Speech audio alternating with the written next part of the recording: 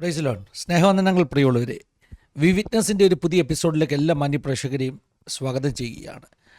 ക്രൂശിൻ്റെ സാക്ഷികൾ, കർത്താവിൻ്റെ വേലയിൽ ദീർഘവർഷങ്ങളായി നിൽക്കുന്ന ദൈവദാസന്മാരാണ് ഈ സെഷനിൽ നമുക്ക് ജീവിതാനുഭവങ്ങൾ പങ്കുവെക്കുവാൻ എപ്പോഴും കടന്നു വരാറുള്ളത്. ഇന്നും അനുഗ്രഹിക്കപ്പെട്ട ഒരു ജീവിതാനുഭവം നമ്മൾ കേൾക്കാൻ പോവുകയാണ്. വളരെ പ്രാർത്ഥനയോടുകൂടെ നമുക്ക് ദൈവസന്നിധിയിലായിരിക്കാം. ഇന്നത്തെ ശുശ്രൂഷയ്ക്ക് വേണ്ടി ഒരു നിമിഷം നമുക്ക് പ്രാർത്ഥിക്കാം, ചേർന്ന് പ്രാർത്ഥിക്കാം. പരിശുദ്ധ പിതാവെ, അനുഗ്രഹീതമാകുന്ന ഈ നല്ല സമയത്തിനായി ഞങ്ങൾ അങ്ങ് സ്തുതിക്കുന്നു. നിൻ്റെ സന്നിധിയിലേക്ക് അടുത്ത് വരുവാൻ തൊക്കണം. അവിടുന്ന് ഞങ്ങൾക്ക് നൽകിയ സാവകാശത്തിനായ സ്തോത്രം. പ്രത്യേകമായി കർത്താവ് വിറ്റ്നസിൻ്റെ ഈ ഒരു എപ്പിസോഡിൽ കടന്നു വന്നിരിക്കുന്ന നിൻ്റെ ദാസനായി ഞങ്ങളങ്ങ് സ്തുതിക്കുന്ന കർത്താവെ, തൻ്റെ ജീവിതാനുഭവങ്ങൾ ഞങ്ങൾക്ക് വലിയ ആത്മിക ബലത്തിന് കാരണമായി തീരുവാൻ പോകുന്നത് കൊണ്ട് സ്തോത്രം. മുറ്റുമായി സമർപ്പിക്കുന്നു. ലോകത്തിൻ്റെ വിവിധ ഭാഗത്തു നിന്ന് ഈ ശുശ്രൂഷയിൽ അറ്റൻഡ് ചെയ്യുന്ന ഓരോ ദൈവമക്കളെയും അവിടുന്ന് അനുഗ്രഹിക്കണം. പരിശുദ്ധാത്മാവിൻ്റെ സാന്നിധ്യം ഞങ്ങൾ ഓരോരുത്തരും അനുഭവിക്കണം. കുറവശങ്ങളെ ക്ഷമിച്ച് അവിടുത്തെ മഹത്വം ഞങ്ങളുടെ മേൽ വെളിപ്പെടുത്തണം. കർത്താവേ, ഞങ്ങളുടെ സിസ്റ്റർ നെറ്റ്വർക്ക് എല്ലാം കരങ്ങളിലേക്ക് ഏൽപ്പിച്ച് പ്രാർത്ഥിക്കുന്നു. അവിടുത്തെ വിശ്വസ്തതയ്ക്കായി സ്തോത്രം. പ്രാർത്ഥന കേട്ടിരിക്കാൻ ഞങ്ങളങ്ങെ സ്തുതിക്കുന്നു. യേശു മൂലത്തന്മയായി ചോദിക്കുന്നു, കേൾക്കുമാറാകണമേ. ആമേൻ, ആമേൻ, ആമേൻ. ഞാൻ പ്രാരംഭത്തിൽ ഓർപ്പിച്ചതുപോലെ വളരെ അനുഗ്രഹിക്കപ്പെട്ട ഒരു ജീവിതാനുഭവമാണ് നമ്മൾ കേൾക്കാൻ പോകുന്നത്. പത്തനംതിട്ട ജില്ലയിൽ നിന്ന് പ്രിയ കർത്താവിൻ്റെ ദാസൻ പാസ്റ്റർ അനിയൻ ടി നമ്മോടൊപ്പം ജോയിൻ ചെയ്തിട്ടുണ്ട്. വളരെ സ്നേഹത്തോടുകൂടെ ആദരവോടുകൂടെ പ്രിയ കർത്താവിൻ്റെ ദാസനെ ഈ ഒരു സെഷനിലേക്ക് വെൽക്കം ചെയ്യുന്നു. Welcome pastor. Praise Lord. Pastor ഇപ്പോൾ ലൈവിലാണ്. ദൈവത്തിൻ്റെ സ്തോത്രം. പത്തനംതിട്ട ജില്ലക്കാരനല്ലേ? ഞാൻ പത്തനംതിട്ട ജില്ലക്കാരനാണ്. ഓ ശരി, ഞാനും പത്തനംതിട്ട ജില്ല. അപ്പോൾ പത്തനംതിട്ട ജില്ലയിൽ എവിടെയാണ്? ഞാൻ പത്തനംതിട്ട ടൗൺ അടുത്താണ്. ടൗണിൽ നിന്നും കോഴഞ്ചേരിക്ക് വന്ന റോഡ് 2 കിലോമീറ്റർ ദൂരം. ഓ ശരി, ടൗണിൻ്റെ അടുത്ത് തന്നെ. ടൗണിന് അടുത്ത് തന്നെ. അപ്പം പ്രോപ്പർ പത്തനംതിട്ടക്കാരനാ? പത്തനംതിട്ട നന്നോക്കാട് എന്നൊരു സ്ഥലം. ശരി. നമുക്ക് പല ജില്ലയിൽ നിന്ന് ഒത്തിരി ആളുകൾ വന്നിട്ടുണ്ട്, റാന്നിക്കാരൊക്കെ വന്നിട്ടുണ്ട്. പക്ഷേ പത്തനംതിട്ടയിൽ നിന്ന് ചുരുക്കമായിട്ടുള്ള ആളുകളാണ് നമ്മുടെ സാക്ഷ്യത്തിന്. 2-3 പേര് മാത്രമാണ് സാക്ഷ്യത്തിന് വന്നിരിക്കുന്നത്. സന്തോഷമുണ്ട്, പ്രത്യേകിച്ച് നമ്മളൊരു ജില്ലക്കാരായതിൽ. ശുശ്രൂഷ മേഖലയൊക്കെ എവിടെയാണ്? ദേവദാസനെ, ഞാൻ രക്ഷിക്കപ്പെട്ടതിന് ശേഷം ഒരു 3-4 വർഷം പത്തനംതിട്ട തന്നെയായിരുന്നു. അതിനുശേഷം ഞാൻ മസ്കറ്റിൽ ജോലിയോടെ ബന്ധത്തിൽ പോയി. 29 വർഷം മസ്കറ്റിലായിരുന്നു. അവിടെ ജോലിയോടുകൂടി ഒരു ദൈവസഭ നടത്താൻ ദൈവം ഭാഗ്യം തന്നു. അങ്ങനെ ഇപ്പോൾ 29 വർഷത്തിന് ശേഷം ഞാൻ മടങ്ങി എൻ്റെ സ്വന്തം ദേശത്തേക്ക് വന്നിരിക്കുന്നു. ശരി, അതാണ് ഇതിൻ്റെ ഒരു പശ്ചാത്തലം. എനിക്കത് നമ്മൾ കുറേ നാളുകൾക്ക് മുമ്പേ സംസാരിക്കുന്നുണ്ട്. ഒരു അവസരം ഒരുക്കാൻ അല്പം താമസിച്ചു പോയി.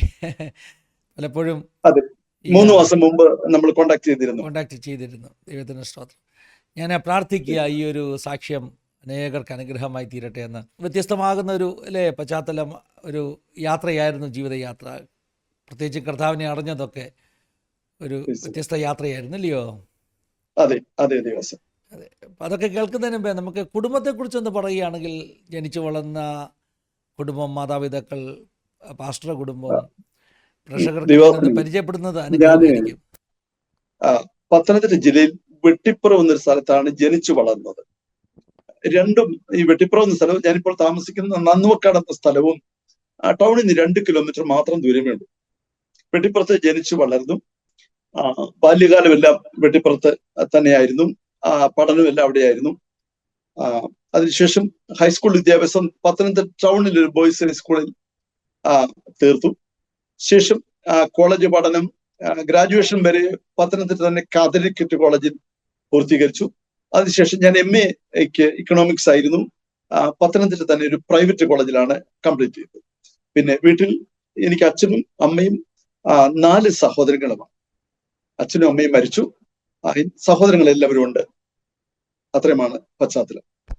ഓക്കെ. പാസ്റ്റർ കുടുംബം? എന്റെ കുടുംബത്തിൽ എന്റെ ഭാര്യയും എനിക്ക് 3 പെൺമക്കളാണ്. മൂത്ത മകൾ വിവാഹം കഴിഞ്ഞു. അവൾ ദൈവകൃപയിൽ കാനഡയിൽ പഠനത്തിനായിട്ട് പോയിരിക്കുന്നു. 2ാമത്തെ മോള് അടൂർ കോളേജിൽ പഠിപ്പിക്കുന്നു. കൊച്ചുമോള് ചങ്ങനാശ്ശേരി പഠിക്കുന്നു. ദൈവത്തിന് സ്തോത്രം. അനുഗ്രഹിക്കപ്പെട്ടൊരു കുടുംബം, കുഞ്ഞുങ്ങൾ. അപ്പം നമുക്ക് ജീവിതാനുഭവങ്ങളെല്ലാം കേൾക്കാം. ഇനി ഒട്ടും സമയമെടുക്കാതെ ഞാൻ പാസ്റ്റർക്ക് തന്നെ സമയങ്ങൾ നൽകുകയാണ്. ചെറിയ പ്രായം മുതലുള്ള അനുഭവങ്ങൾ പറയാം. കേൾക്കാൻ റെഡിയാ കേട്ടോ. അത്യാവശ്യം ഇടയ്ക്ക് ചോദ്യങ്ങൾ ചോദിക്കുക. കണ്ടിന്യൂ ചെയ്യാം, പാസ്റ്റർക്ക് സമയം എടുക്കാം. കർത്താവിന് മഹത്വം. എനിക്ക് കർത്താവിനെ കണ്ടെത്തുവാൻ ലഭിച്ച ഭാഗ്യത്തെക്കുറിച്ച് ഇന്ന് പങ്കുവെക്കാൻ ഒരു അവസരം ദൈവദാസൻ ഒരുക്കിക്കൊണ്ട് ഞാൻ വളരെ നന്ദി പറയുന്നു. അസാദി ടിവിയോടും മിനി പാസ്റ്ററോടും കുടുംബത്തോടും ഞാൻ വളരെ നന്ദി പറയുന്നു. കാരണം എനിക്ക് എന്റെ സാക്ഷ്യം പറയാൻ എന്റെ നാട്ടുകളിലൊക്കെ പറയാൻ പോയ കുറച്ചു പേരോട് മാത്രമേ പറയാൻ പറ്റൂ. എന്നാൽ ഈ ചാനലിലൂടെ ഞാൻ എന്റെ സാക്ഷ്യം പങ്കുവെക്കുമ്പോൾ അത് ഞാൻ അറിയാത്ത അനേകർ കേൾക്കുവാൻ ഇടയായി തീരുമല്ലോ. ഒറ്റ ലക്ഷ്യം മാത്രമേ ഉള്ളൂ, ഏത് വിധേനയും ജനം സത്യദൈവത്തെ അറിഞ്ഞ് നിത്യജീവൻ പ്രാപിക്കണം. ഇത് മാത്രമാണ് ഹൃദയത്തിലെ ആഗ്രഹം. അതുകൊണ്ട് സാക്ഷ്യം പങ്കുവെക്കാൻ ഇങ്ങനെ ഒരു അവസരം ഒരുക്കിയ ദൈവദാസനെ വീണ്ടും ഒരു പ്രാവശ്യം കൂടെ നന്ദി പറഞ്ഞുകൊണ്ട് എന്റെ അനുഭവ സാക്ഷ്യം ഞാൻ തുടരുന്നു. 1963 ഞാൻ ജനിച്ചത്. ഇപ്പോൾ 62 വയസ്സാകാൻ തുടങ്ങുന്നു. ചെറിയ പ്രായത്തിൽ വളരെ ഒരു ഹിന്ദു ഭക്തനായിട്ട് ജനിച്ച് വളർത്തപ്പെട്ട ആളാണ്. മാതാപിതാക്കൾക്ക് അധികം വിദ്യാഭ്യാസമൊന്നും ഇല്ലാത്ത ആൾക്കാരാണ്. അവരുടെ കാഴ്ചപ്പാടനുസരിച്ച് അവർ ജനിച്ചു വളർന്ന മതചുറ്റുപാടിൽ ഭക്തിയോടെ വളർത്തി. എന്നാൽ സ്വന്തമായിട്ട് ആലോചിക്കാനൊക്കെ തുടങ്ങിയപ്പോൾ മുതൽ എൻ്റെ മനസ്സിലൊരു ചിന്ത, വാസ്തവമായിട്ടും ഞാൻ ഇപ്പോൾ സേവിക്കുന്ന ദൈവം ആണോ? അന്ന് ദൈവങ്ങളാണ് സേവിച്ചത്. ആ ദൈവങ്ങളാണോ വാസ്തവമായിട്ടും സൃഷ്ടാവായി ദൈവം? ഞാൻ മരിച്ചാൽ എൻ്റെ ആത്മാവിന് എങ്ങനെ മോക്ഷം കിട്ടും? ഹിന്ദുക്കൾ പറയുന്ന മോക്ഷം കിട്ടുക, ക്രിസ്ത്യാനികൾ പറയുന്ന സ്വർഗരാജ്യത്തിൽ പോവുക. അപ്പൊ ശരിക്കും മോക്ഷം കിട്ടാൻ ഞാൻ ഇപ്പോൾ സേവിക്കുന്ന ദൈവങ്ങളിൽ ആരെയെങ്കിലും സേവിച്ചാൽ മതിയോ? അതിന്റെ മേളിൽ പിന്നെയും ദൈവങ്ങളുണ്ടല്ലോ. ഇങ്ങനെ ഒരു ചിന്ത മനസ്സിൽ ഉണ്ടായിരുന്നു. പക്ഷെങ്കിൽ ചെറുപ്പം നാള് മുതൽ പഠിച്ച രീതി അനുസരിച്ച് ഒരു ദൈവം കോപിച്ചാൽ നമുക്ക് ദോഷം ഉണ്ടാകുന്നോർത്ത് ഒരു ദൈവങ്ങളെയും കോപിപ്പിക്കാതെ എല്ലാവരെയും സേവിച്ചു പോകുന്ന നിലയിലായിരുന്നു. എന്നാൽ കോളേജിൽ പഠിച്ച് ചിന്ത ഒക്കെ മാറി വന്നപ്പോൾ എനിക്കൊരു സംശയമുണ്ടായി. ഒരു പക്ഷേ ഞാനിപ്പോൾ സേവിക്കുന്ന ദൈവങ്ങളിൽ ആർക്കും എന്റെ ആത്മാവിനെ രക്ഷിക്കാൻ കഴിയത്തില്ലെങ്കിൽ ഞാൻ ഒരു ഹതഭാഗ്യനായി പോകുമല്ലോ, എന്റെ ആത്മാവ് നഷ്ടപ്പെട്ടു പോകുമല്ലോ, എനിക്ക് മോക്ഷം പ്രാപിക്കാൻ കഴിയത്തില്ലല്ലോ. അങ്ങനെയാണെങ്കിൽ പിന്നീട് ഒരിക്കലും എന്റെ ആത്മാവിന് രക്ഷ നേടുവാൻ കഴിയത്തില്ലല്ലോ എന്ന് വലിയ ഭയം എന്റെ ജീവിതത്തിലുണ്ടായി. കാരണം നമ്മുടെ നിത്യ ജീവിതത്തെ ബാധിക്കുന്ന വിഷയമായതുകൊണ്ട് അത് നിസ്സാരമായി കളയുവാൻ എനിക്ക് മനസ്സ് വന്നില്ല. പക്ഷെങ്കിൽ കുറെ ദൈവകാര്യങ്ങളും ആത്മീയ കാര്യങ്ങളും മതകാര്യങ്ങളും ഒക്കെ ചിന്തിച്ചപ്പോൾ ഇതിനകത്തൊരു യാഥാർത്ഥ്യമില്ല എന്ന് എന്റെ മനസ്സിലങ്ങ് തോന്നുകയാണ്. കാരണം വിവിധ മതങ്ങൾ വിവിധ ദൈവങ്ങളെ വിളിക്കുന്നു, പല രീതിയിൽ മനുഷ്യൻ ജീവിക്കുന്നു. ഇതിൽ വല്ല സത്യവുമുണ്ടോ? അങ്ങനെ ഒരു ചിന്ത വന്നിട്ട് ഞാൻ ക്രമേണ ദൈവമില്ല എന്നൊരു ചിന്തയിലേക്ക് വന്നു. കാരണം പലരും ദൈവത്തെ സേവിക്കുന്നത് അവരവരുടെ നന്മയ്ക്ക് മാത്രം എന്നൊരു ചിന്ത വന്നിട്ട് ഇത് ചുമ്മാ കളിപ്പിലാണ്, ചിലരെ ചതിച്ച് എങ്ങനെയെങ്കിലും പൈസ ഉണ്ടാക്കി ജീവിക്കാൻ ഒരു മാർഗമാണ് ആത്മീയത എന്ന് ഓർത്തിട്ട് ഇത് കളിപ്പീരാണെന്ന് എനിക്ക് തോന്നിയിട്ട് ദൈവമില്ല എന്ന് വിശ്വസിക്കുന്നതാണ് ശരി എന്ന് എൻ്റെ മനസ്സിൽ തോന്നി. അങ്ങനെ ക്രമേണ ഞാൻ നിരീശ്വരവാദത്തിലേക്ക് തിരിഞ്ഞു. കാരണം ഈ യുക്തിവാദികളുടെ പുസ്തകങ്ങളൊക്കെ വളരെ വായനാശീലം എനിക്കുണ്ടായിരുന്നു. അമ്മയും അച്ഛനും ഒക്കെ വളരെ സ്ട്രിക്റ്റ് ആയിട്ടാണ് ഞങ്ങളെ വീട്ടിൽ വളർത്തുന്നത്. വെച്ചാൽ അയൽവക്കത്തെ കുടുംബങ്ങളൊന്നും കുഞ്ഞുങ്ങളുടെ കൂടെ കളിക്കാനൊന്നും ഞങ്ങളെ വിടത്തില്ല. അപ്പൊ അതുകൊണ്ട് വീട്ടുകാരൊക്കെ അടുത്തുള്ളവരൊക്കെ തമ്മിൽ അത്ര നല്ല സൗഹൃദത്തിലല്ല പോയിരുന്നത്. വഴി സംബന്ധമായിട്ടൊക്കെ ചെറിയ വിഷയങ്ങളൊക്കെ ഉള്ളതുകൊണ്ട് ഒരു വീട്ടിൽ ഞങ്ങളെ കളിക്കാൻ വിടാത്തതുകൊണ്ട് ഞങ്ങൾ ഏറെ സമയം ഏകാന്തതയിലായിരിക്കും. ഞങ്ങളുടെ വീട്ടിലുള്ള കുഞ്ഞുങ്ങൾ മാത്രമോ ഒക്കെ ആയിരിക്കും. അപ്പൊ ഏറ്റവും കൂടുതൽ സമയം ചിന്തകളാണ്, വായനയാണ്. എന്ത് പുസ്തകം കിട്ടിയാലും അത് ഇന്നത് വേണമെന്നൊന്നുമില്ല. എന്ത് പുസ്തകം, ശാസ്ത്രമായാലും സാമൂഹ്യമായാലും മതപരമാണെങ്കിലും വായിക്കാൻ കിട്ടുന്നത് മുഴുവനും വായിക്കുക എന്നൊരു ശീലമാണ്. എല്ലാ സമയവും വായിക്കുകയാണ്. അങ്ങനെ വായിച്ച് ഒത്തിരി അറിവ് അതിൽ കൂടെ നേടുവാൻ ദൈവം സഹായിച്ചു. അപ്പോൾ ഈ യുക്തിവാദികളുടെ പുസ്തകങ്ങളെ വായിച്ചിട്ട് ദൈവമില്ല എന്ന് വിശ്വസിക്കുന്നതാ ശരിയെന്ന് എനിക്ക് തോന്നി. അങ്ങനെ ഞാൻ ക്രമേണ നിരീശ്വരവാദിയായി. ഞാൻ ചെറുപ്പം മുതൽ എൻ്റെ മാതാപിതാക്കൾ ഉൾപ്പെടെ കമ്മ്യൂണിസ്റ്റ് വിശ്വാസികളായിരുന്നു. അപ്പൊ അവരും പൊതുവെ ദൈവമില്ല എന്നൊരു കാഴ്ചപ്പാട് ജീവിക്കുന്നവരാണ്. അപ്പൊ ഞാനും അതാണ് ശരിയെന്നൊരു ചിന്തയിൽ വന്ന് പൂർണ്ണമായിട്ടും നിരീശ്വരവാദിയായിട്ട് ജീവിക്കും. അങ്ങനെ ഇരിക്കുമ്പോൾ ഞാൻ കോളേജിൽ പഠിച്ചപ്പോൾ ഡിഗ്രിയും PGയും ഇക്കണോമിക്സ് എന്നൊരു ശാസ്ത്രമാണ് പഠിച്ചത്. അപ്പൊ ഇക്കണോമിക്സ് സാമ്പത്തിക ശാസ്ത്രം. അപ്പൊ അതിനകത്തെ ഒരു തിയറി പഠിച്ചുകൊണ്ടിരിക്കുമ്പോഴാണ് എന്റെ ചിന്തയ്ക്ക് ഒരു മാറ്റം വരുന്നത്. അവിടെ യൂട്ടിലിറ്റി എന്നൊരു തിയറി, അതായത് വസ്തുക്കളുടെ ഉപയുക്തത അല്ലെ ഉപയോഗം എന്ന് ഉള്ള ഒരു സിദ്ധാന്തം. ആ സിദ്ധാന്തം പഠിക്കുമ്പോൾ പറയുകയാണ്, മനുഷ്യൻ അവന്റെ അധ്വാനം കൊണ്ട് യാതൊരു വസ്തുവിനെയും ഈ പ്രപഞ്ചത്തിൽ ഉണ്ടാക്കുന്നില്ല. ഉള്ള വസ്തുവിനെ സ്ഥലം മാറ്റി സമയം മാറ്റി അതിന്റെ ഉപയോഗം വർദ്ധിപ്പിക്കുക മാത്രമേ ചെയ്യുന്നുള്ളൂ. അപ്പൊ ഈ സിദ്ധാന്തം പഠിച്ചപ്പോൾ എന്റെ മനസ്സ് ചിന്ത, മനുഷ്യൻ യാതൊരു വസ്തു ഉണ്ടാക്കുന്നില്ലയോ?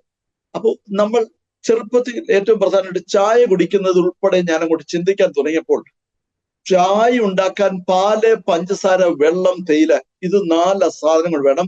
തിളപ്പിക്കാൻ ഒരു പാത്രം വേണം, തിളപ്പിക്കാൻ ഊർജം വേണം. അത് വിറകാണെങ്കിലും ഗ്യാസ് ആണെങ്കിലും എന്തായാലും ഊർജം വേണം. ഇതിൽ ഒരു വസ്തു മനുഷ്യൻ ഉണ്ടാക്കില്ല. മനുഷ്യൻ ഇതിനെ മിക്സ് ആക്കിയതേ ഉള്ളൂ. അപ്പൊ എന്റെ മനസ്സൊരു ചിന്ത, ഇതിൽ ഒരു വസ്തു മനുഷ്യൻ ഉണ്ടാക്കില്ല, മനുഷ്യൻ ഇതിനെ മിക്സ് ആക്കി ചായയാക്കി. അപ്പോൾ പിന്നെ കഴിക്കുന്ന വസ്തുക്കളാണെങ്കിലും കാണുന്ന എന്ത് വസ്തുക്കളാണെങ്കിലും നോക്കിയപ്പോൾ ഒന്നിന്റെയും റോ മെറ്റീരിയൽ എന്ന് വെച്ചാൽ അസംസ്കൃത പദാർത്ഥങ്ങൾ മനുഷ്യൻ ഉണ്ടാക്കിയതല്ല. അപ്പോ ഈ അസംസ്കൃത പദാർത്ഥങ്ങൾ ഇല്ലാതെ മനുഷ്യന് യാതൊരു വസ്തു ഉണ്ടാക്കാൻ പറ്റത്തില്ല എന്നുള്ളൊരു സത്യം മനസ്സിലാക്കിയപ്പോൾ, അപ്പോൾ ഞാൻ എന്റെ കണ്ണ് മേപ്പോട്ട് ഉയർത്തി ആകാശത്തെ നോക്കി സൂര്യനും ചന്ദ്രനും നക്ഷത്രങ്ങളും, പിന്നെ നമ്മൾ പഠിച്ച കണ്ണുകൊണ്ട് കാണാൻ പറ്റാത്ത ഗോളങ്ങൾ, ഗ്രഹങ്ങൾ, ഉപഗ്രഹങ്ങൾ, ഇതെല്ലാം നോക്കിയപ്പോൾ ഇതെല്ലാം എങ്ങനെ ഉണ്ടായി? കാരണം ഞാൻ നിരീശ്വരവാദിയാണ്, ദൈവം ഉണ്ടെന്ന് വിശ്വസിക്കുന്നില്ല. അപ്പോ ദൈവമില്ലെങ്കിൽ ഇതെല്ലാം തന്നെ ഉണ്ടായതാണോ? ഇതൊരു വലിയ ചിന്തയായി. അപ്പോ യാതൊരു വസ്തു മനുഷ്യൻ ഉണ്ടാക്കുന്നില്ലെങ്കിൽ ഈ പ്രപഞ്ചത്തുള്ളതൊക്കെ ആരുണ്ടാക്കി എന്നൊരു ചിന്ത വന്നു. അപ്പൊ അങ്ങനെ കുറെ ചിന്തയിലേക്ക് പോയി. ദൈവം ഉണ്ടെന്നൊരു ചിന്തയിലേക്ക് വരുവാൻ തക്കവണ്ണം ഈ ചിന്ത കാരണമായി. അപ്പോൾ ഞാൻ പ്രകൃതിയിലെ ഒരുപാട് കാര്യങ്ങൾ പഠിച്ചു. ആ പഠിച്ച സമയത്ത് മനുഷ്യന് ജരാനരകൾ വരുന്നു, മരണം വരുന്നു, ഭൂകമ്പം പോലുള്ള കലാമിറ്റികൾ വരുന്നു.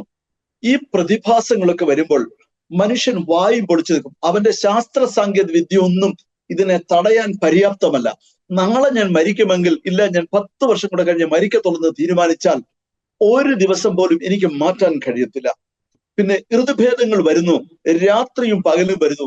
ഇതൊക്കെ നമ്മുടെ ഇഷ്ടാനുസരണം മാറ്റുവാൻ കഴിയത്തില്ല എന്ന് എനിക്ക് ബോധ്യമാണ്.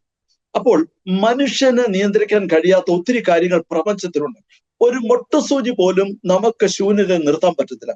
എന്നാൽ ഭൂമിയേക്കാൾ എത്രയോ വലിപ്പമുള്ള ഗോളങ്ങളും ഗ്രഹങ്ങളും ശൂന്യാകാശത്ത് നിൽക്കുന്നു. ഇതാരും നിർത്തുന്നു? ഇതൊക്കെ വലിയ ചിന്തയായി. അപ്പൊ അതുകൊണ്ട് ഇതിന്റെ പിന്നിൽ എന്തായാലും ഒരു സൃഷ്ടാവായി ദൈവമുണ്ട്, ഇല്ലാതിരിക്കാൻ കഴിയത്തില്ല എന്നൊരു ചിന്ത മനസ്സിൽ വന്നു. പിന്നെയാണ് ഏറ്റവും അധികം കൺഫ്യൂഷൻ ഉണ്ടായത്. ദൈവം ഇല്ല എന്ന് ഇതുവരെ വിശ്വസിച്ച വ്യക്തിക്ക് കാര്യകാരണ സഹിതം എന്തായാലും സകലത്തെ നിയന്ത്രിക്കുന്ന ഒരു സൃഷ്ടാവായി ദൈവം ഉണ്ട് എന്നെനിക്ക് ബോധ്യമായി.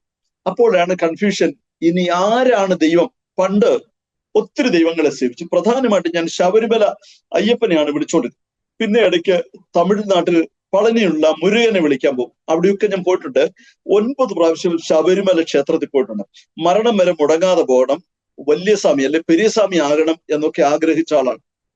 അപ്പം അതിനിടയ്ക്കാണ് നിരീശ്വരവാദിയായി പോയത്. അപ്പൊ ഞാൻ ഒത്തിരി ദൈവങ്ങളെ സേവിച്ചു, ഒത്തിരി ക്ഷേത്രങ്ങളിൽ സ്ഥിരമായിട്ട് പോകുമായിരുന്നു. അപ്പോഴെല്ലാം എൻ്റെ ഉള്ളിൽ ഉത്തരം കിട്ടാത്തൊരു ചോദ്യം, സർവത്വം സൃഷ്ടിച്ച ഈശ്വരൻ ദൈവം ആരാണെന്ന് എനിക്കറിയണം. അപ്പൊ അങ്ങനെ ദൈവം ഉണ്ടെന്നൊരു ബോധ്യം വന്നപ്പോൾ, ഞാൻ ഹിന്ദു ചുറ്റുപാട് ജനിച്ചതായതുകൊണ്ട് ഹിന്ദു വേദങ്ങൾ ഒക്കെ കുറച്ച് പഠിച്ചു, മുഴുവനുമല്ല കേട്ടോ, കുറെ കാര്യങ്ങൾ പഠിച്ചു. കാരണം ഹിന്ദു വേദങ്ങളും പുരാണങ്ങളും ഒക്കെ കടല് പോലെ നീണ്ടു കിടക്കുകയാണ്. അത് മുഴുവനും പഠിച്ചു തീർക്കാൻ ഒരു മനുഷ്യായുസ്സിൽ കഴിയത്തില്ല. അപ്പൊ അതുകൊണ്ട് ഏറ്റവും പ്രധാനമായിട്ട് ഹിന്ദുക്കൾക്ക് 4 വേദങ്ങളാണ്: ഋഗ്വേദം, യജുർവേദം, സാമവേദം, അഥർവവേദം. പിന്നെ ഒത്തിരി ഉപനിഷത്തുകൾ, ബ്രാഹ്മണങ്ങൾ, പുരാണങ്ങൾ, മഹാഭാരതം, രാമായണങ്ങൾ, ഒത്തിരി പുസ്തകമുണ്ട്. ഇത് മുഴുവനും മനുഷ്യായുസ്സിൽ പഠിച്ചു തീർക്കാൻ പറ്റില്ല. ഓരോരുത്തർ കുറെ കാര്യങ്ങൾ പഠിക്കുന്നു. അപ്പൊ ഞാനും എന്റെ ദൈവാന്വേഷണത്തിന്റെ ഭാഗമായിട്ട് കുറെ കാര്യങ്ങൾ പഠിച്ചപ്പോൾ ഋഗ്വേദത്തിന്റെ ഒരു ശ്ലോകം കിടക്കുകയാണ്: ഏകം സത് വിപ്ര ബഹുദാ വദന്തി.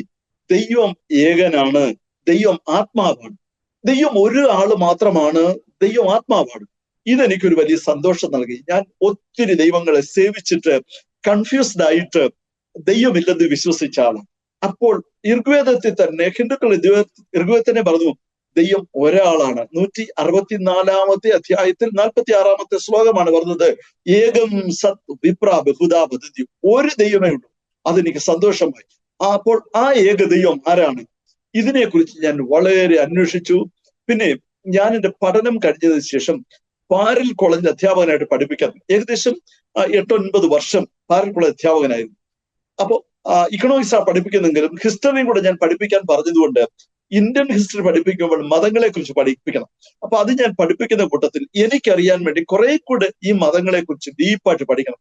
അങ്ങനെ ഹിന്ദു മതം, ക്രിസ്തു മതം, ഇസ്ലാം മതം, സൊറാസ്ട്രിയൻ മതം, അത് പേർഷ്യൻ മതമാണ്, ബുദ്ധമതം, ജൈനമതം, ഇങ്ങനെ കുറെ മതങ്ങളെ കുറിച്ച് കുറെ ആഴമായി പഠിച്ചപ്പോൾ രണ്ട് മതങ്ങൾ, പ്രത്യേകിച്ച് ഹിന്ദു മതവും യഹൂദന്മാരുടെ മതം ഹീബ്രു മതവും പറയുന്നു ഒരു രക്ഷകൻ മനുഷ്യനെ രക്ഷിക്കാൻ വരും. അത് ഹിന്ദു മതത്തിൽ പറഞ്ഞിരിക്കുന്നത് ബൃഹദാരണ്യ ഉപനിഷത്തിൽ പറഞ്ഞിരിക്കുന്ന ശ്ലോകമാണ്, അസതോമ സദ്ഗമയ തമസോമ ജ്യോതിർഗമയ മൃത്യോമം അമൃതഗമയ. ഞാൻ അസത്യത്തിലാണ് എന്നെ സത്യത്തിലേക്കും, ഇരുളിലാണ് വെളിച്ചത്തിലേക്കും, ഞാൻ മരണത്തിലാണ് നിത്യജീവനിലേക്ക് നടത്തണം. അപ്പൊ സത്യത്തിലേക്കും വെളിച്ചത്തിലേക്കും ജീവനിലേക്കും നടത്തുവാൻ ഒരു രക്ഷകൻ വരും. അതുപോലെ എബ്രായ മതം, ഹീബ്രു മതം പഠിച്ചപ്പോൾ അവരും ഒരു രക്ഷകനായ മശിഹയെ കാത്തിരിക്കുന്നു. ഈ രണ്ട് കാര്യം എന്റെ മനസ്സിൽ വലിയ ചിന്തയായി. ഈ രക്ഷകൻ ആരാണ്? കാരണം മനുഷ്യൻ എല്ലാ കാലത്തും ഭയപ്പെടുന്നത് മരണത്തെയാണ്. അപ്പൊ മരണത്തിൽ നിന്ന് രക്ഷ നൽകുവാൻ, സത്യത്തിലേക്കും വെളിച്ചത്തിലേക്കും നിത്യജീവനിലേക്കും നടത്തുവാൻ ഒരു രക്ഷകൻ വരും. അപ്പൊ ഈ രക്ഷകൻ ആരാണ് എന്ന് ഞാൻ വളരെ പഠിക്കുകയാണ്. പക്ഷെ എന്നിട്ട് ഒരു എത്തും പിടിയും കിട്ടാതെ അവസാനം ഞാൻ ഇസ്ലാം ആവാൻ തീരുമാനിച്ചു. കാരണം ഇസ്ലാം മതം ഞാൻ ഖുർആൻ വായിച്ചു. അപ്പൊ അതിനകത്ത് അവർ അള്ളാഹു എന്ന ഒരൊറ്റ ദൈവത്തെയാണ് വിളിക്കുന്നത്. ആ ഒറ്റ ദൈവത്തെയാണ്, മാത്രമല്ല പ്രത്യക്ഷത്തിൽ ഒരു വിഗ്രഹാരാധന അവർക്കില്ല. അതുകൊണ്ട് ഋഗ്വേദം പറഞ്ഞ ഏത് സത്യദൈവം, ആത്മാവാകുന്ന ദൈവം അള്ളാഹു ആണെന്നൊരു ചിന്തയിൽ ഞാൻ ഇസ്ലാം ആകാൻ തീരുമാനിച്ചു. എന്നാൽ കുറെ കാര്യങ്ങൾ പഠിച്ചു. എന്റെ മനസ്സിലൊരു ചിന്ത, ഒരുപക്ഷെ ഞാൻ ഇത് വിശ്വസിച്ച് ഇതിന്റെ പുറകെ പോയി ഒരുപക്ഷെ ഇത് ശരിയല്ലെങ്കിൽ പിന്നെ ഞാൻ എവിടെ പോകും? അപ്പൊ അതുകൊണ്ട് എനിക്കൊരു ഉറപ്പ് കിട്ടിയിട്ട് മാത്രമേ ഞാൻ ഒരു തീരുമാനം എടുക്കത്തുള്ളൂ എന്ന് വിശ്വസിച്ചു. അപ്പൊ ഈ സമയത്തേക്കും പല മതങ്ങളെ കുറിച്ച് പഠിച്ചു, യേശുവിനെ കുറിച്ച് കുറെ കാര്യങ്ങൾ പഠിച്ച സമയം. അപ്പൊ അതുകൊണ്ട് ഇതിലേതാണ് ശരി എന്നൊന്ന് അറിയാൻ വേണ്ടി ദൈവത്തോട് പറഞ്ഞു. 1986 മുതൽ എന്റെ പഠനം കഴിഞ്ഞ് പാരൽ കോളേജിൽ പഠിപ്പിക്കാൻ. അപ്പൊ എനിക്ക് 4 സഹോദരങ്ങളാണ്.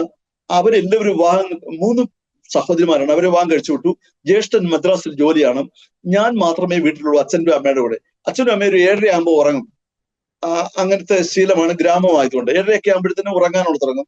പിന്നെ ഞാൻ മാത്രമാണ്. ഞാൻ ഫുൾ ടൈം ചിന്തയാണ്. പ്രത്യേകിച്ച് ഞാൻ ഒരു പായൊക്കെ എടുത്ത് വെളിയിൽ ഇട്ടിട്ട് ആകാശത്തെ നോക്കി, നക്ഷത്രങ്ങളെ നോക്കി ചിന്തകളാണ്.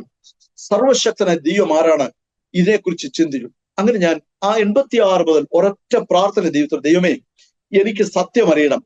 ഒരു മനുഷ്യനും പറയുന്ന വാക്ക് കേട്ട് എനിക്ക് വിശ്വസിക്കാൻ പറ്റത്തില്ല. കാരണം ആരോട് ചോദിച്ചാലും ഞങ്ങളുടെ മതമാണ് ശരി, ഞങ്ങൾ സേവിക്കുന്ന ദൈവമാണ് ശരി എന്ന് പറയും. അത് അവരുടെ വിശ്വാസമാണ്, നമുക്കതിനെ ഖണ്ഡിക്കാൻ പറ്റത്തില്ല. അതുകൊണ്ട് അതിനോട് ഞാൻ എതിർക്കാൻ പോകുന്നത്, ഞാൻ ദൈവത്തോട് പറഞ്ഞു, ദൈവം എനിക്ക് ഒരു ദർശനം തരണം, അല്ലെങ്കിൽ ദൈവം എനിക്കൊരു സ്വപ്നം തരണം. ഇതാണ് സത്യമെന്ന് പറഞ്ഞാൽ പിന്നെ എനിക്കൊരു കൺഫ്യൂഷനുമില്ല. ഞാൻ ആ ദൈവം പറഞ്ഞ ആ ദൈവത്തെ വിശ്വസിച്ചോളാം. അങ്ങനെ ഹൃദയത്തിൽ തീരുമാനമെടുത്തു. അങ്ങനെ 86 മുതൽ നിരന്തരം പ്രാർത്ഥിക്കുക. ഈശ്വര എന്ന് മാത്രമേ വിളിക്കത്തുള്ളൂ, ഒരു മതത്തിന്റെ ദൈവത്തെ വിളിക്കത്തുള്ളൂ. ഈശ്വരൻ എന്ന് വെച്ചാൽ എല്ലാ മനുഷ്യരുടെയും ദൈവം എന്നുള്ള അർത്ഥത്തിലാണ് ഹിന്ദുക്കൾ ഈശ്വരൻ, അല്ലെ ക്ഷരം സംഭവിക്കാത്തവൻ, നാശം ഭവിക്കാത്തവൻ എന്നതിന്റെ അർത്ഥം. അപ്പൊ ഈശ്വര സത്യം വരെ എന്നെ സഹായിക്കണമേ എന്ന് ഞാൻ നാളുകൾ പ്രാർത്ഥിച്ചു. എന്നാണ് ദൈവം, ഞാൻ പറഞ്ഞ ഒരു സ്വപ്നം കാണിക്കണം, അല്ലെ ഒരു ദർശനം കാണിക്കണം എന്ന് ദൈവം ഈ സ്വപ്നം കാണിക്കാൻ എനിക്ക് അറിഞ്ഞുകൂടാ. പക്ഷെ 4 വർഷം കഴിഞ്ഞു. 1990 ഡിസംബർ 23 രാവിലെ ഒരു ശനിയാഴ്ചയാണ്, കുളിക്കാൻ വെള്ളമൊക്കെ കോരി കുളിമുറിയുടെ വാതിക്കൽ നിന്നിട്ട് എന്നും പ്രാർത്ഥിക്കുന്ന പോലെ അന്ന് ഞാൻ പ്രാർത്ഥിച്ചു, ഈശ്വര സത്യമറിയാൻ എന്നെ സഹായിക്കണമെന്ന് പറഞ്ഞ് കുളിമുറിയോട്ട് കയറാൻ തുടങ്ങി. ഒരു മനുഷ്യൻ സംസാരിക്കുന്ന പോലെ എന്റെ കാതിൽ ഒരു ദൈവശബ്ദം കേൾക്കുക. എനിക്ക് 26 വയസ്സുണ്ടപ്പോൾ. നീ അന്വേഷിക്കുന്ന രക്ഷയുടെ മാർഗം യേശുവാണ്. ഈ വാക്ക് ഞാൻ കൃത്യമായിട്ട് കേൾക്കുകയാണ്. അപ്പോൾ നീ അന്വേഷിക്കുന്ന രക്ഷയുടെ മാർഗം യേശുവാണ്. യേശു ദൈവമാണെന്ന് എന്നോട് പറഞ്ഞില്ല, ദൈവമാണ് സംസാരിച്ചെന്ന് എനിക്ക് ബോധ്യമായി. പക്ഷെ എന്തുകൊണ്ടാണ് യേശു രക്ഷയുടെ മാർഗം എന്ന് പറഞ്ഞാൽ, ബൃഹദാരണ്യ ഉപനിഷത്തിലെ ആ ശ്ലോകം വെച്ചാണ് ഞാൻ ഈ ദൈവത്തിന്റെ സ്വപ്നം പ്രതീക്ഷിക്കുന്നത്. സത്യത്തിലേക്കും വെളിച്ചത്തിലേക്കും നിത്യജീവനിലേക്കും എന്നെ നടത്തണം എന്നാണ് പ്രാർത്ഥന മുനിമാര് പ്രാർത്ഥിക്കുന്നത്. അപ്പോൾ ഇതിന് മറുപടിയായിട്ടാണ് ദൈവം എന്നോട് പറഞ്ഞത്, നീ അന്വേഷിക്കുന്ന രക്ഷയുടെ മാർഗം അത് യേശുവാണ്. അത് സത്യത്തിലേക്കും വെളിച്ചത്തിലേക്കും നിത്യജീവനിലേക്കും നടത്തും. അതായത് ഭൂമിയിൽ ഒത്തിരി അവതാര പുരുഷന്മാർ ഉണ്ടായിട്ടുണ്ടെന്ന് മതങ്ങൾ സങ്കല്പിക്കുന്നുണ്ട്. പക്ഷെ ഒറ്റ അവതാര പുരുഷൻ മാത്രം ഇതിന് മറുപടി പറഞ്ഞു. അത് യേശുക്രിസ്തുവാണ്. ഞാൻ തന്നെയാണ് വഴിയും സത്യവും ജീവനും, ഞാൻ മുഖാന്തരമല്ലാതെ ആരും പിതാവിന്റെ അടുക്കൽ എത്തുന്നില്ല. സർവ മനുഷ്യനെയും സൃഷ്ടിച്ച ഏക ദൈവത്തെയാണ് മനുഷ്യൻ പിതാവേ, സ്വർഗീയ പിതാവേ എന്ന് വിളിക്കുന്നത്. ആ പിതാവിന്റെ അടുക്കലേക്ക് പോകാൻ യേശുക്രിസ്തു മാത്രമാണ് വഴിയെന്ന്. അപ്പൊ ഇത് ദൈവം എന്നോട് സംസാരിച്ചപ്പോൾ എനിക്ക് യാതൊരു കൺഫ്യൂഷനും ഉണ്ടായില്ല. യേശുവിനെ എന്റെ കർത്താവും ദൈവമായിട്ട് ആ കിണറ്റിന്റെ കരയിൽ വെച്ച് ഞാൻ സ്വീകരിച്ചു. 1990 ഡിസംബർ 23 ഞാൻ യേശുവിനെ എന്റെ കർത്താവും ദൈവമായിട്ട് സ്വീകരിച്ചത്. അപ്പോൾ ദൈവം ഈ വാക്ക് പറഞ്ഞപ്പോൾ എനിക്ക് കൺഫ്യൂഷൻ ഉണ്ടാകുന്നതിന്റെ കാരണം, ഈ ഞാൻ അന്വേഷിച്ച ശ്ലോകത്തിന്റെ മറുപടി മറ്റ് ഒരവതാര പുരുഷന്മാരും പറഞ്ഞിട്ടില്ല. ഞാൻ വിശ്വസിച്ച മതത്തിൽ 33 കോടി ദൈവങ്ങളും 66 കോടി അസുര ഗണങ്ങളും ഉണ്ടെന്ന് അവർ വിശ്വസിക്കുന്നു. എല്ലാ ദൈവങ്ങളെ അറിയാൻ ആരും ലോകത്തിലില്ല. കാരണം 66 കോടി 33 കോടി എണ്ണാൻ എങ്ങനെ പറ്റും? അത്രയും ദൈവമുണ്ട്. പക്ഷെ യേശു മാത്രം ഞാൻ ആ പഠിച്ച ശ്ലോകത്തിന് മറുപടി തന്നു. ഞാൻ തന്നെയാണ് വഴിയും സത്യവും ജീവനും, ഞാൻ മുഖാന്തരമല്ല ആരും പിതാവിന്റെ അടുക്കൽ എത്തുന്നില്ല. അപ്പോൾ ഇത് പഠിച്ച സമയത്ത് തന്നെ ഞാൻ എന്റെ മനസ്സിൽ ഓർത്തു, എന്തുകൊണ്ട് യേശു മാത്രം വഴിയായി? കാരണം പാപത്തിന്റെ ശമ്പളം മരണമാണെന്ന് വേദപുസ്തകം കൃത്യമായിട്ട് പറഞ്ഞു. ഞാൻ ആ സമയം ആയപ്പോഴത്തേക്കും വേദപുസ്തകമൊക്കെ വായിച്ചു, കുറെ കാര്യങ്ങൾ പഠിച്ചു. പാപത്തിന്റെ ശമ്പളം മരണമാണ്. അപ്പൊ മരണത്തിൽ നിന്ന് രക്ഷിക്കാൻ കഴിയുന്നത് യേശുക്രിസ്തു മാത്രമാണെന്ന് ഞാൻ പഠിച്ചു മനസ്സിലാക്കി. ഞാൻ യേശുവിനെ അന്ന് വിശ്വസിച്ചില്ല. പക്ഷെ ദൈവം എന്നോട് സംസാരിച്ചു കഴിഞ്ഞപ്പോഴാണ് യേശുവിനെ ഞാൻ കർത്താവും ദൈവമായിട്ട് അംഗീകരിച്ചത്. പിന്നീട് ഞാൻ ദൈവവചനം കുറെ കാര്യങ്ങൾ പഠിച്ചപ്പോൾ 49-ാം സങ്കീർത്തനം, അതായത് ക്രിസ്ത്യാനിയുടെ വേദപുസ്തകത്തിൽ 49-ാം സങ്കീർത്തനം 5, 6, 7 വാക്യങ്ങളിൽ പറയാണ്, സഹോദരൻ ശവക്കുഴി കാണാതെ എന്നേക്കും ജീവിച്ചിരിക്കേണ്ടതിന് അവനെ വീണ്ടെടുക്കാനോ അവന് വീണ്ടെടുപ്പ് വില കൊടുപ്പാനോ മനുഷ്യർക്ക് കഴിയത്തില്ല. മനുഷ്യന്റെ പ്രാണന്റെ വീണ്ടെടുപ്പ് വിലയേറിയത്, അതൊരു നാളും സാധ്യമാകയില്ല. അപ്പൊ നോക്കി, ദൈവത്തിന്റെ സന്നിധിയിൽ നഷ്ടപ്പെട്ട മനുഷ്യനെ വീണ്ടെടുക്കാൻ ആർക്കും കഴിയത്തില്ലെന്ന, അതായത് മനുഷ്യന്റെ അധ്വാന നിമിത്തം രക്ഷ അല്ലെ സാൽവേഷൻ എന്നൊരു കാര്യം, മനുഷ്യന് മോക്ഷം എന്നൊരു കാര്യം ഒരിക്കലും സാധ്യമാകത്തില്ല എന്നാ പറഞ്ഞു. അതായത് യേശു കർത്താവ് തന്നെ ഒരിക്കൽ ചോദിച്ചു, ഒരു മനുഷ്യ സർവ്വ ലോകവും നേടിയാലും തന്റെ പ്രാണനെ നഷ്ടമാക്കിയാൽ അവന് എന്ത് പ്രയോജനം? അല്ല, അവന്റെ പ്രാണനെ വീണ്ടെടുക്കാൻ മനുഷ്യൻ എന്ത് മറുവില കൊടുക്കും? നോക്ക്, ഞാൻ ഇത് ചിന്തിച്ച സമയത്ത് ഓർക്കുകയാണ്, നമ്മൾ ശ്വസിക്കുന്ന ഓക്സിജൻ, അത് ഒരു മാസം ആശുപത്രി കിടന്നാൽ കൃത്രിമ ഓക്സിജൻ ശ്വസിക്കുകയാണെങ്കിൽ അതിന് എത്ര ബില്ലാകും നമുക്ക് അറിഞ്ഞുകൂടാ. പിന്നെ നമ്മൾ ഈ പ്രപഞ്ചത്തിൽ അനുഭവിക്കുന്ന പലതും, നമ്മൾ മരണത്തിന്റെ തലേദിവസം ദൈവം വന്നിട്ട് കുറെ ബില്ല് കൊണ്ടു തന്നിട്ട് ഇതുവരെ ശ്വസിച്ച ഓക്സിജനും കുടിച്ച വെള്ളത്തിനും അനുഭവിച്ച മറ്റെല്ലാ നന്മയ്ക്കും അതിനെല്ലാം കൂടെ ബില്ല് പേ ചെയ്തിട്ട് മരിച്ചാൽ മതി എന്ന് പറഞ്ഞാൽ നമ്മളിൽ ആർക്കത് കഴിയും? അപ്പോൾ പ്രാണനെ വീണ്ടെടുക്കാൻ മനുഷ്യന് വില കൊടുക്കാൻ കഴിയത്തില്ലെന്ന സങ്കീർത്തനം കൃത്യമായിട്ട് പറയുമ്പോൾ, യേശുക്രിസ്തു മാത്രം വില മുടക്കി മനുഷ്യന്റെ പ്രാണനെ വീണ്ടെടുത്തു എന്ന് ഞാൻ തിരുവചനത്തിൽ നിന്ന് പഠിച്ചു. കാരണം മനുഷ്യനെ വീണ്ടെടുക്കാൻ ഒരു മനുഷ്യന്റെ പ്രാണന്റെ വില ഈ സർവ്വലോകത്തെക്കാൾ വിലയേറിയതാണെന്ന് ദൈവം പറയുമ്പോൾ, അതിന് തുല്യമായ വില ദൈവത്തിന്റെ ജീവൻ തന്നെ ദൈവം നൽകിയാണ് മനുഷ്യൻ. യേശുക്രിസ്തു ഈ ഭൂമിയിൽ മനുഷ്യനായി വന്ന് തന്റെ ജീവൻ പകരമായി നൽകിയിട്ട് നമ്മളെ വീണ്ടെടുത്തു. ഈ കാര്യമെല്ലാം ഞാൻ പഠിച്ചു മനസ്സിലാക്കിയപ്പോഴാണ് ദൈവം എന്നോട് സംസാരിക്കുന്നത്, നീ അന്വേഷിക്കുന്ന രക്ഷയുടെ മാർഗം യേശുവാണ്. അങ്ങനെ ഞാൻ യേശുവിനെ എന്റെ കർത്താവും ദൈവമായിട്ട് അംഗീകരിച്ചു. അതിനുശേഷം ഞാൻ കുറച്ചുനാൾ വിശ്വാസത്തിൽ ഇങ്ങനെ നിൽക്കുമ്പോൾ എന്റെ വീട്ടിൽ ചെറിയ പ്രശ്നങ്ങളായി. അതെ, എന്റെ ഫാദർ ഒരു മരത്തിൽ നിന്ന് വീണു, അദ്ദേഹം തളർന്നു കിടക്കുകയാണ്. അപ്പൊ ആ സമയത്ത് എന്റെ അമ്മയും ജ്യേഷ്ഠനും കൂടി അടുത്തുള്ളൊരു മന്ത്രവാദിയുടെ അടുത്ത് പോയി. അപ്പൊ ആ മന്ത്രവാദി ചോദിക്കുകയാണ്, നിങ്ങളുടെ വീട്ടിൽ 2 ആരാധന നടക്കുന്നു, എനിക്ക് വേണ്ടിയാണോ അല്ലെങ്കിൽ മര്യാദയ്ക്ക് ഇരുന്നു കൊള്ളുക, തകർത്ത് കളയുന്നത്? അതായത് അവർ പോയി അന്വേഷിക്കുന്നത് മുരുകനെ സേവിക്കുന്ന ഒരു സ്വാമിയുടെ അടുത്ത. എന്നെക്കാട്ടിൽ ഒരു 4-5 വയസ്സ് മാത്രം പ്രായമുള്ള സ്വാമിയുടെ അടുത്താണ് അമ്മയും ജ്യേഷ്ഠനും കൂടെ പോയത്. അപ്പൊ അദ്ദേഹം ഈ കാര്യം അന്വേഷിച്ചിട്ട് പറയാണ്, 2 ആരാധന നിങ്ങളുടെ വീട്ടിൽ നടക്കുന്നു, എനിക്ക് വേണ്ടിയാണോ ആരാധന അല്ലെങ്കിൽ ഞാൻ തകർത്ത് കളയുമെന്ന്. അപ്പൊ അമ്മയ്ക്കും ജ്യേഷ്ഠനും ഇത് ഒരു ഭയമായി. അപ്പൊ അതുകൊണ്ട് അതുവരെ ഞാൻ ഈ വിശ്വാസത്തിൽ യേശുക്രിസ്തുവിനെ വിശ്വസിക്കുന്ന അവർക്കെതിരില്ലായിരുന്നു. പക്ഷെങ്കിൽ ഈ കാര്യം അറിഞ്ഞപ്പോൾ അവർക്ക് ഭയമായി. അവർ അറിയാവുന്ന ക്ഷേത്രങ്ങളൊക്കെ പോയി വഴിപാടും നേർച്ചകളും ഒക്കെ നൽകി ഞാൻ മടങ്ങി വരാൻ വേണ്ടി. ആ സ്വാമി അമ്മയോടും ജ്യേഷ്ഠനോടും പറഞ്ഞത്, ഇവൻ ആ കറുത്ത പുസ്തകം എടുത്ത് കക്ഷത്തി വെച്ച് മുക്കിന് നടക്കും, ഇവനൊരു വിവാഹം നടക്കത്തില്ല, ഇവന് നല്ല ജോലി ലഭിക്കത്തില്ല, അതുകൊണ്ട് ഇവന്റെ തകർച്ചയ്ക്ക് ഇത് കാരണമായി തരും, അതുകൊണ്ട് മടങ്ങി വരാൻ പറയാൻ പറഞ്ഞു. അങ്ങനെ എന്റെ ജ്യേഷ്ഠനും അമ്മയും കൂടെ അറിയാവുന്ന ക്ഷേത്രങ്ങളിലൊക്കെ പോയി മന്ത്രവാദം ചെയ്യുകയും എന്നെ വിളിച്ച് കുറെ ഉപദേശിക്കുകയൊക്കെ ചെയ്തു. അപ്പൊ ഞാൻ അന്ന് എന്റെ വീട്ടിലെ മൂന്നാമത്തെ ആളാണെങ്കിലും ഇച്ചിരി കോപിഷ്ഠനാ. അതുകൊണ്ട് എന്നോട് എല്ലാ കാര്യവും തുറന്നു പറയാൻ വീട്ടുകാർക്ക് ഭയമാണ്. അതുകൊണ്ട് സ്നേഹത്തോടെ കാര്യങ്ങൾ പറഞ്ഞു, മോനെ അങ്ങനെ പോകരുത്, മടങ്ങി വരണം എന്ന് പറഞ്ഞു. പക്ഷെ എന്നെ ഒരു ദിവസം ആ വീട്ടിൽ ആ സ്വാമിയുടെ അവിടെ കൊണ്ടുപോയി ഭസ്മമൊക്കെ പൂജിച്ച് വായിലിട്ടു ഒക്കെ ചെയ്തു. പക്ഷെ ഒരു ദിവസം ഒരു ദൈവഭൃത്തനിലൂടെ എനിക്കൊരു ആലോചന വരികയാണ്. നീ അടങ്ങിയിരുന്നാൽ മാത്രം മതി, അവരെല്ലാവരും നിന്റെ വഴിക്കായി തീരും, അതുകൊണ്ട് നീ ഭയപ്പെടേണ്ടായെന്ന് പറഞ്ഞു. അങ്ങനെ കുറെ കാലം കഴിഞ്ഞപ്പോൾ എന്റെ അപ്പൻ എന്റെ കൂടെ വിശ്വാസത്തിൽ വന്നു. അല്പനാൾ കഴിഞ്ഞപ്പോൾ എന്റെ അമ്മ എന്റെ കൂടെ വിശ്വാസത്തിൽ വന്നു. അതിനുശേഷം എന്റെ ജ്യേഷ്ഠൻ വിശ്വാസത്തിൽ വന്നു. പിന്നെ എന്റെ 2 സഹോദരിമാർ വിശ്വാസത്തിൽ വന്നു. അങ്ങനെ ഒരു സഹോദരി മാത്രമേ ഉള്ളൂ പൂർണ്ണമായിട്ടും വേർപെട്ട് മാറാത്ത, പക്ഷെ അവരും യേശുവിനെ ഇപ്പോൾ വിശ്വസിക്കും. അങ്ങനെ ഞങ്ങളുടെ കുടുംബത്തിലെ മുഴുവൻ പേരും വിശ്വാസത്തിൽ വന്നു. അപ്പോൾ ഞാൻ ഈ പാരൽ കോളേജിൽ പഠിക്കുന്ന സമയത്ത് ഈ വിശ്വാസത്തിൽ വന്നു കഴിഞ്ഞിട്ട് ഞാനിത് മറ്റു പുറത്ത് ആരോടും പറയാതെ എന്റെ ഹൃദയത്തിൽ മാത്രം വെച്ചേക്കാം. ദൈവവും മനുഷ്യനുമുള്ള ബന്ധമാണ് വിശ്വാസം, അത് നമ്മൾ മാത്രം അറിഞ്ഞാൽ മതി, പുറത്താരും അറിയണ്ട എന്നായിരുന്നു എന്റെ ചിന്ത.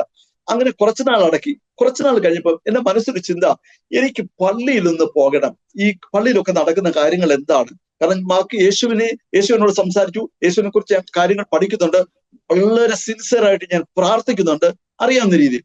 പക്ഷെ പള്ളിയിൽ പോകണം. പക്ഷെ ഞാൻ എന്റെ ചുറ്റും ഏറ്റവും കൂടുതൽ ഓർത്തഡോക്സുകാരാണ്. അപ്പൊ ആര് പറഞ്ഞാണോ, എന്റെ മനസ്സിലൊരു കാഴ്ചപ്പാടുണ്ട്, ഓർത്തഡോക്സുകാര് ദൈവവചനം മുഴുവനായിട്ട് ഫോളോ ചെയ്യുന്നവരല്ല, അവർക്ക് വചനത്തെക്കാൾ കൂടുതൽ ട്രഡീഷൻ, പാരമ്പര്യമാണ് പ്രധാനം. ഇത് ആരൊക്കെയോ പറഞ്ഞതെന്നായിരിക്കും എന്റെ മനസ്സിൽ ഈ കാഴ്ചപ്പാട്. അതുകൊണ്ട് എനിക്ക് ഓർത്തഡോക്സ് പോകാൻ ഒരു മനസ്സില്ല. എന്നാൽ പെന്തക്കോസ്തുകാരുടെ വിഭാഗവും ഞങ്ങളുടെ അടുത്തുണ്ട്. അത് ബഹളം വെക്കുന്ന ഒരാൾക്കൂട്ടമാണ് എന്നൊരു ചിന്ത എനിക്ക് അതിനെക്കുറിച്ച് ഒന്നും അറിയാത്തോണ്ടാണ്. പിന്നെ ഞങ്ങളുടെ അടുത്ത് താമസിക്കൽ കുറച്ച് നന്നായി ജീവിക്കുന്ന മർത്തോമക്കാരെ കണ്ടിട്ടുണ്ട്. അപ്പം എനിക്ക് ആഴത്തിൽ ഒരു കാര്യം അറിയത്തില്ലെങ്കിലും ആൾക്കാരുടെ നടപ്പും സഹകരണവും ഒക്കെ കണ്ടപ്പോൾ മർത്തോമയാണ് കുറച്ചും കൂടെ നല്ല രീതിയെന്ന് മനസ്സിലായിട്ട് ഞാൻ പഠിപ്പിക്കുന്ന കുഞ്ഞുങ്ങളോട് ഒരിക്കൽ പറഞ്ഞു, ഞാനിങ്ങനെ യേശുവിനെ കർത്താവും ദൈവമായിട്ട് അംഗീകരിച്ചു, എനിക്ക് പള്ളിയിൽ പോകണം, മർത്തോമ പള്ളി പോകണം, അതാണ് എനിക്ക് ഇഷ്ടം. അപ്പം ഈ കുഞ്ഞുങ്ങൾ പറഞ്ഞു, ഞങ്ങൾ മർത്തോമ പള്ളി പോകുന്നവരാണ്, കടമ്പനട്ട കല്ലേലിമുക്ക് എന്നൊരു സ്ഥലത്താണ് ഞങ്ങളുടെ വീട്, അതുകൊണ്ട് സാർ ഞങ്ങളുടെ കൂടെ വാ. അങ്ങനെ ഞാൻ കുഞ്ഞുങ്ങളുടെ കൂടെ ഒരു ദിവസം മർത്തോമ പള്ളി പോയി. ഏകദേശം 1 വർഷക്കാലം ഞാൻ ആ മർത്തോമ പള്ളി പോയി. അവിടെ നടക്കുന്ന കാര്യങ്ങളൊക്കെ പൂർണ്ണമായിട്ട് എനിക്കറിയില്ല. എല്ലാവരും എഴുന്നേക്കുമ്പോൾ ഞാനും എഴുന്നേക്കും, എല്ലാവരും ഇരിക്കുമ്പോൾ ഞാനും ഇരിക്കും. അങ്ങനെയൊക്കെ കുറച്ച് നാൾ അങ്ങനെ പോയി. അവിടെ ഒരു ഷോർട്ട് മെസ്സേജ് ആണ്, കുറച്ച് സമയം ദൈവം ഒക്കെ പറയത്തുള്ളൂ. അതൊക്കെ കേട്ട് അങ്ങനെ പോകും. അങ്ങനെ ഇരിക്കുമ്പോൾ പത്തനംതിട്ട ടൗണിൽ എന്റെ പാരൽ കോളേജിൽ പഠനം കഴിഞ്ഞ് എക്സ്ട്രാ ടൈമിൽ പ്രൈവറ്റ് ട്യൂഷൻ പോകും. അപ്പൊ പത്തനംതിട്ട ടൗണിൽ ഒരു ഡോക്ടറുണ്ട്, ഇപ്പോഴും ആ ഡോക്ടർ ഇവിടെ ഉണ്ട്. അദ്ദേഹത്തിന് വീട്ടിൽ ട്യൂഷൻ പോകുമ്പോൾ അദ്ദേഹത്തിന്റെ വൈഫ്, അവരും മർത്തോമക്കാരാണ്, പക്ഷെ വൈഫിന് ഇച്ചിരി ആത്മീയത കൂടുതലുണ്ട്. അപ്പൊ അവര് പറഞ്ഞു, സാറേ നിങ്ങളെ പോലെ ഹിന്ദു ചുറ്റുപാടിൽ വിശ്വാസി വന്ന ഒരാൾ പത്തനംതിട്ട പ്രസംഗിക്കാൻ വരുന്നു, അതുകൊണ്ട് ഞങ്ങളുടെ കൂടെ ഇന്ന് പ്രസംഗം കേൾക്കാൻ വാ എന്ന് പറഞ്ഞു. അപ്പൊ ഞാൻ പറഞ്ഞു, ഞാൻ വരത്തില്ല, പബ്ലിക് അറിയും ഞാൻ മതം മാറിയെന്ന്. അപ്പൊ അന്നത്തെ കാഴ്ചപ്പാട് മതം മാറിയതാ, അപ്പൊ ഞാൻ വരില്ല എന്ന് പറഞ്ഞു. SR മനോഹർ എന്നൊരാളാണ്, കർണാടക ഗുൽബർഗയിലുള്ളതാണ്, ഇപ്പോഴും അദ്ദേഹം ജീവിച്ചിരിക്കുന്നുണ്ട്. അദ്ദേഹം പ്രസംഗിക്കാൻ വന്നു. അപ്പം കുഞ്ഞുങ്ങൾ 2 പേരുണ്ട്, ആ ട്യൂഷൻ പഠിപ്പിക്കുന്ന കുഞ്ഞുങ്ങൾ 2 പേര് പറഞ്ഞു, അച്ചാച്ചൻ ഞങ്ങളുടെ കൂടെ വാ, ഞങ്ങളുടെ കാറെ കൊണ്ടുപോകും, ആരും അറിയത്തില്ലാന്ന്. അങ്ങനെ ഞാൻ ആ കുഞ്ഞുങ്ങളുടെ നിർബന്ധം കൊണ്ട് അവിടെ പോയി. എനിക്ക് അന്നു രാത്രിയിലെ പ്രസംഗം, ആദ്യമായിട്ടാണ് അങ്ങനെ ഒരു പ്രസംഗം കേൾക്കുന്നത്, എനിക്ക് ഭയങ്കരമായിട്ട് വളരെ ഇഷ്ടമായി. പിറ്റേ ദിവസം ഒരു ശനിയാഴ്ചയാണ്, എക്സ്ട്രാ ക്ലാസ് വെച്ചേക്കാണ്, ബൈബിൾ ക്ലാസ് ഉണ്ട്. അപ്പൊ എനിക്ക് എങ്ങനെയെങ്കിലും ആ ബൈബിൾ ക്ലാസ് ഒന്ന് പോകണമെന്നൊരു ആഗ്രഹം. ഒരു 10:30 ആയപ്പോൾ ഞാൻ ക്ലാസ് നിർത്തി. കുഞ്ഞുങ്ങൾ പറഞ്ഞു അടുത്ത ആഴ്ച എടുക്കാം എന്ന് പറഞ്ഞ് ഞാൻ ബൈബിൾ ക്ലാസ് പോയി. ആ ബൈബിൾ ക്ലാസ് തീരാറായപ്പോൾ ദൈവം പറയുകയാണ്, ഞാനിപ്പോൾ പ്രാർത്ഥിക്കുമ്പോൾ നിങ്ങൾ പ്രാർത്ഥിക്കാം, ദൈവത്തിന്റെ പരിശുദ്ധാത്മാവ് നിങ്ങളുടെ മേൽ വരും. അയ്യോ, ഞാനങ്ങ് സ്റ്റണ്ടായി, എന്നുവെച്ചാൽ അങ്ങ് തരിച്ചുപോയി.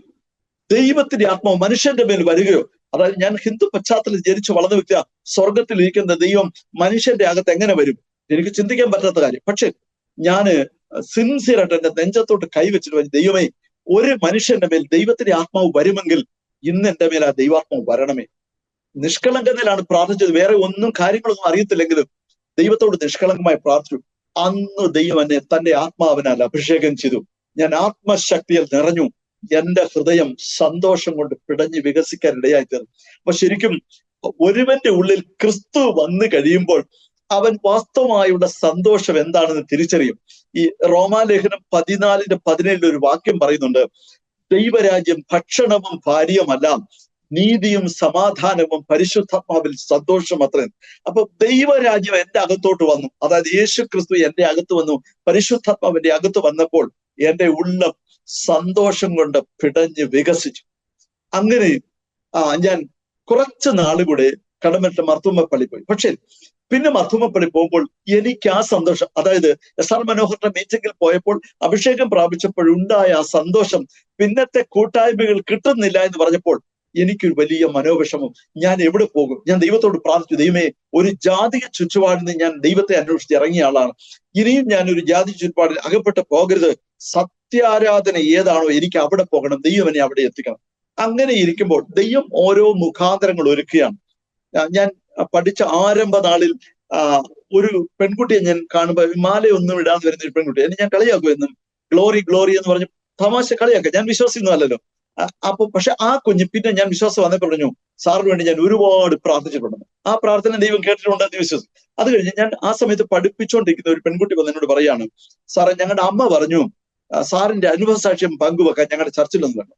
ഈ പത്തനംതിട്ട തന്നെ നെല്ലിക്കാല എന്നൊരു സ്ഥലത്താണ്. ഞാൻ പറഞ്ഞു ഞാൻ വരില്ല. പിന്നെ അത് പല പ്രാവശ്യം എന്ന് പറഞ്ഞു, സാർ ഒരു ദിവസം വന്ന് ഞങ്ങളുടെ സാക്ഷ്യം ഞങ്ങൾ ഇന്ന് കേൾപ്പിക്കണമെന്ന് പറഞ്ഞു. അപ്പൊ ഞാൻ പറഞ്ഞു ഒരു ദിവസം വരുന്നത്. പക്ഷെ അന്ന് ശനിയാഴ്ച അവന്റെ ചർച്ചയില്ലല്ലോ, അന്ന് തന്നെ അതിന്റെ വീട്ടിലാണ് കൂട്ടിക്കൊണ്ട്. അപ്പൊ ആ വീട്ടിൽ ചെന്നപ്പോ അമ്മച്ചിയോട് പറയാ, സാറേ, ഞങ്ങൾ 4 പെൺകുഞ്ഞുങ്ങളുമായിട്ട് മർത്തോമ വിശ്വാസം നിന്ന് ദൈവശബ്ദം കേട്ട് പെന്തക്കോസ്ത് അനുഭവത്തിലേക്ക് ഇറങ്ങിയത്. ഇതാണ് ശരിയായ ഉപദേശം. എല്ലാ മനുഷ്യരും ശരിയായി ജീവിക്കുന്നു എന്ന് ഞാൻ പറയുന്നില്ല, ദൈവദാസന്മാർ എല്ലാവരും ശരിയായി പോകുന്നു എന്ന് ഞാൻ പറയുന്നില്ല. പക്ഷെങ്കിൽ ഉപദേശം ശരി ഇതാണ്, അതുകൊണ്ട് ഇതിനകത്ത് വരാൻ പറഞ്ഞു. എനിക്ക് അത്രയ്ക്ക് മനസ്സായില്ല.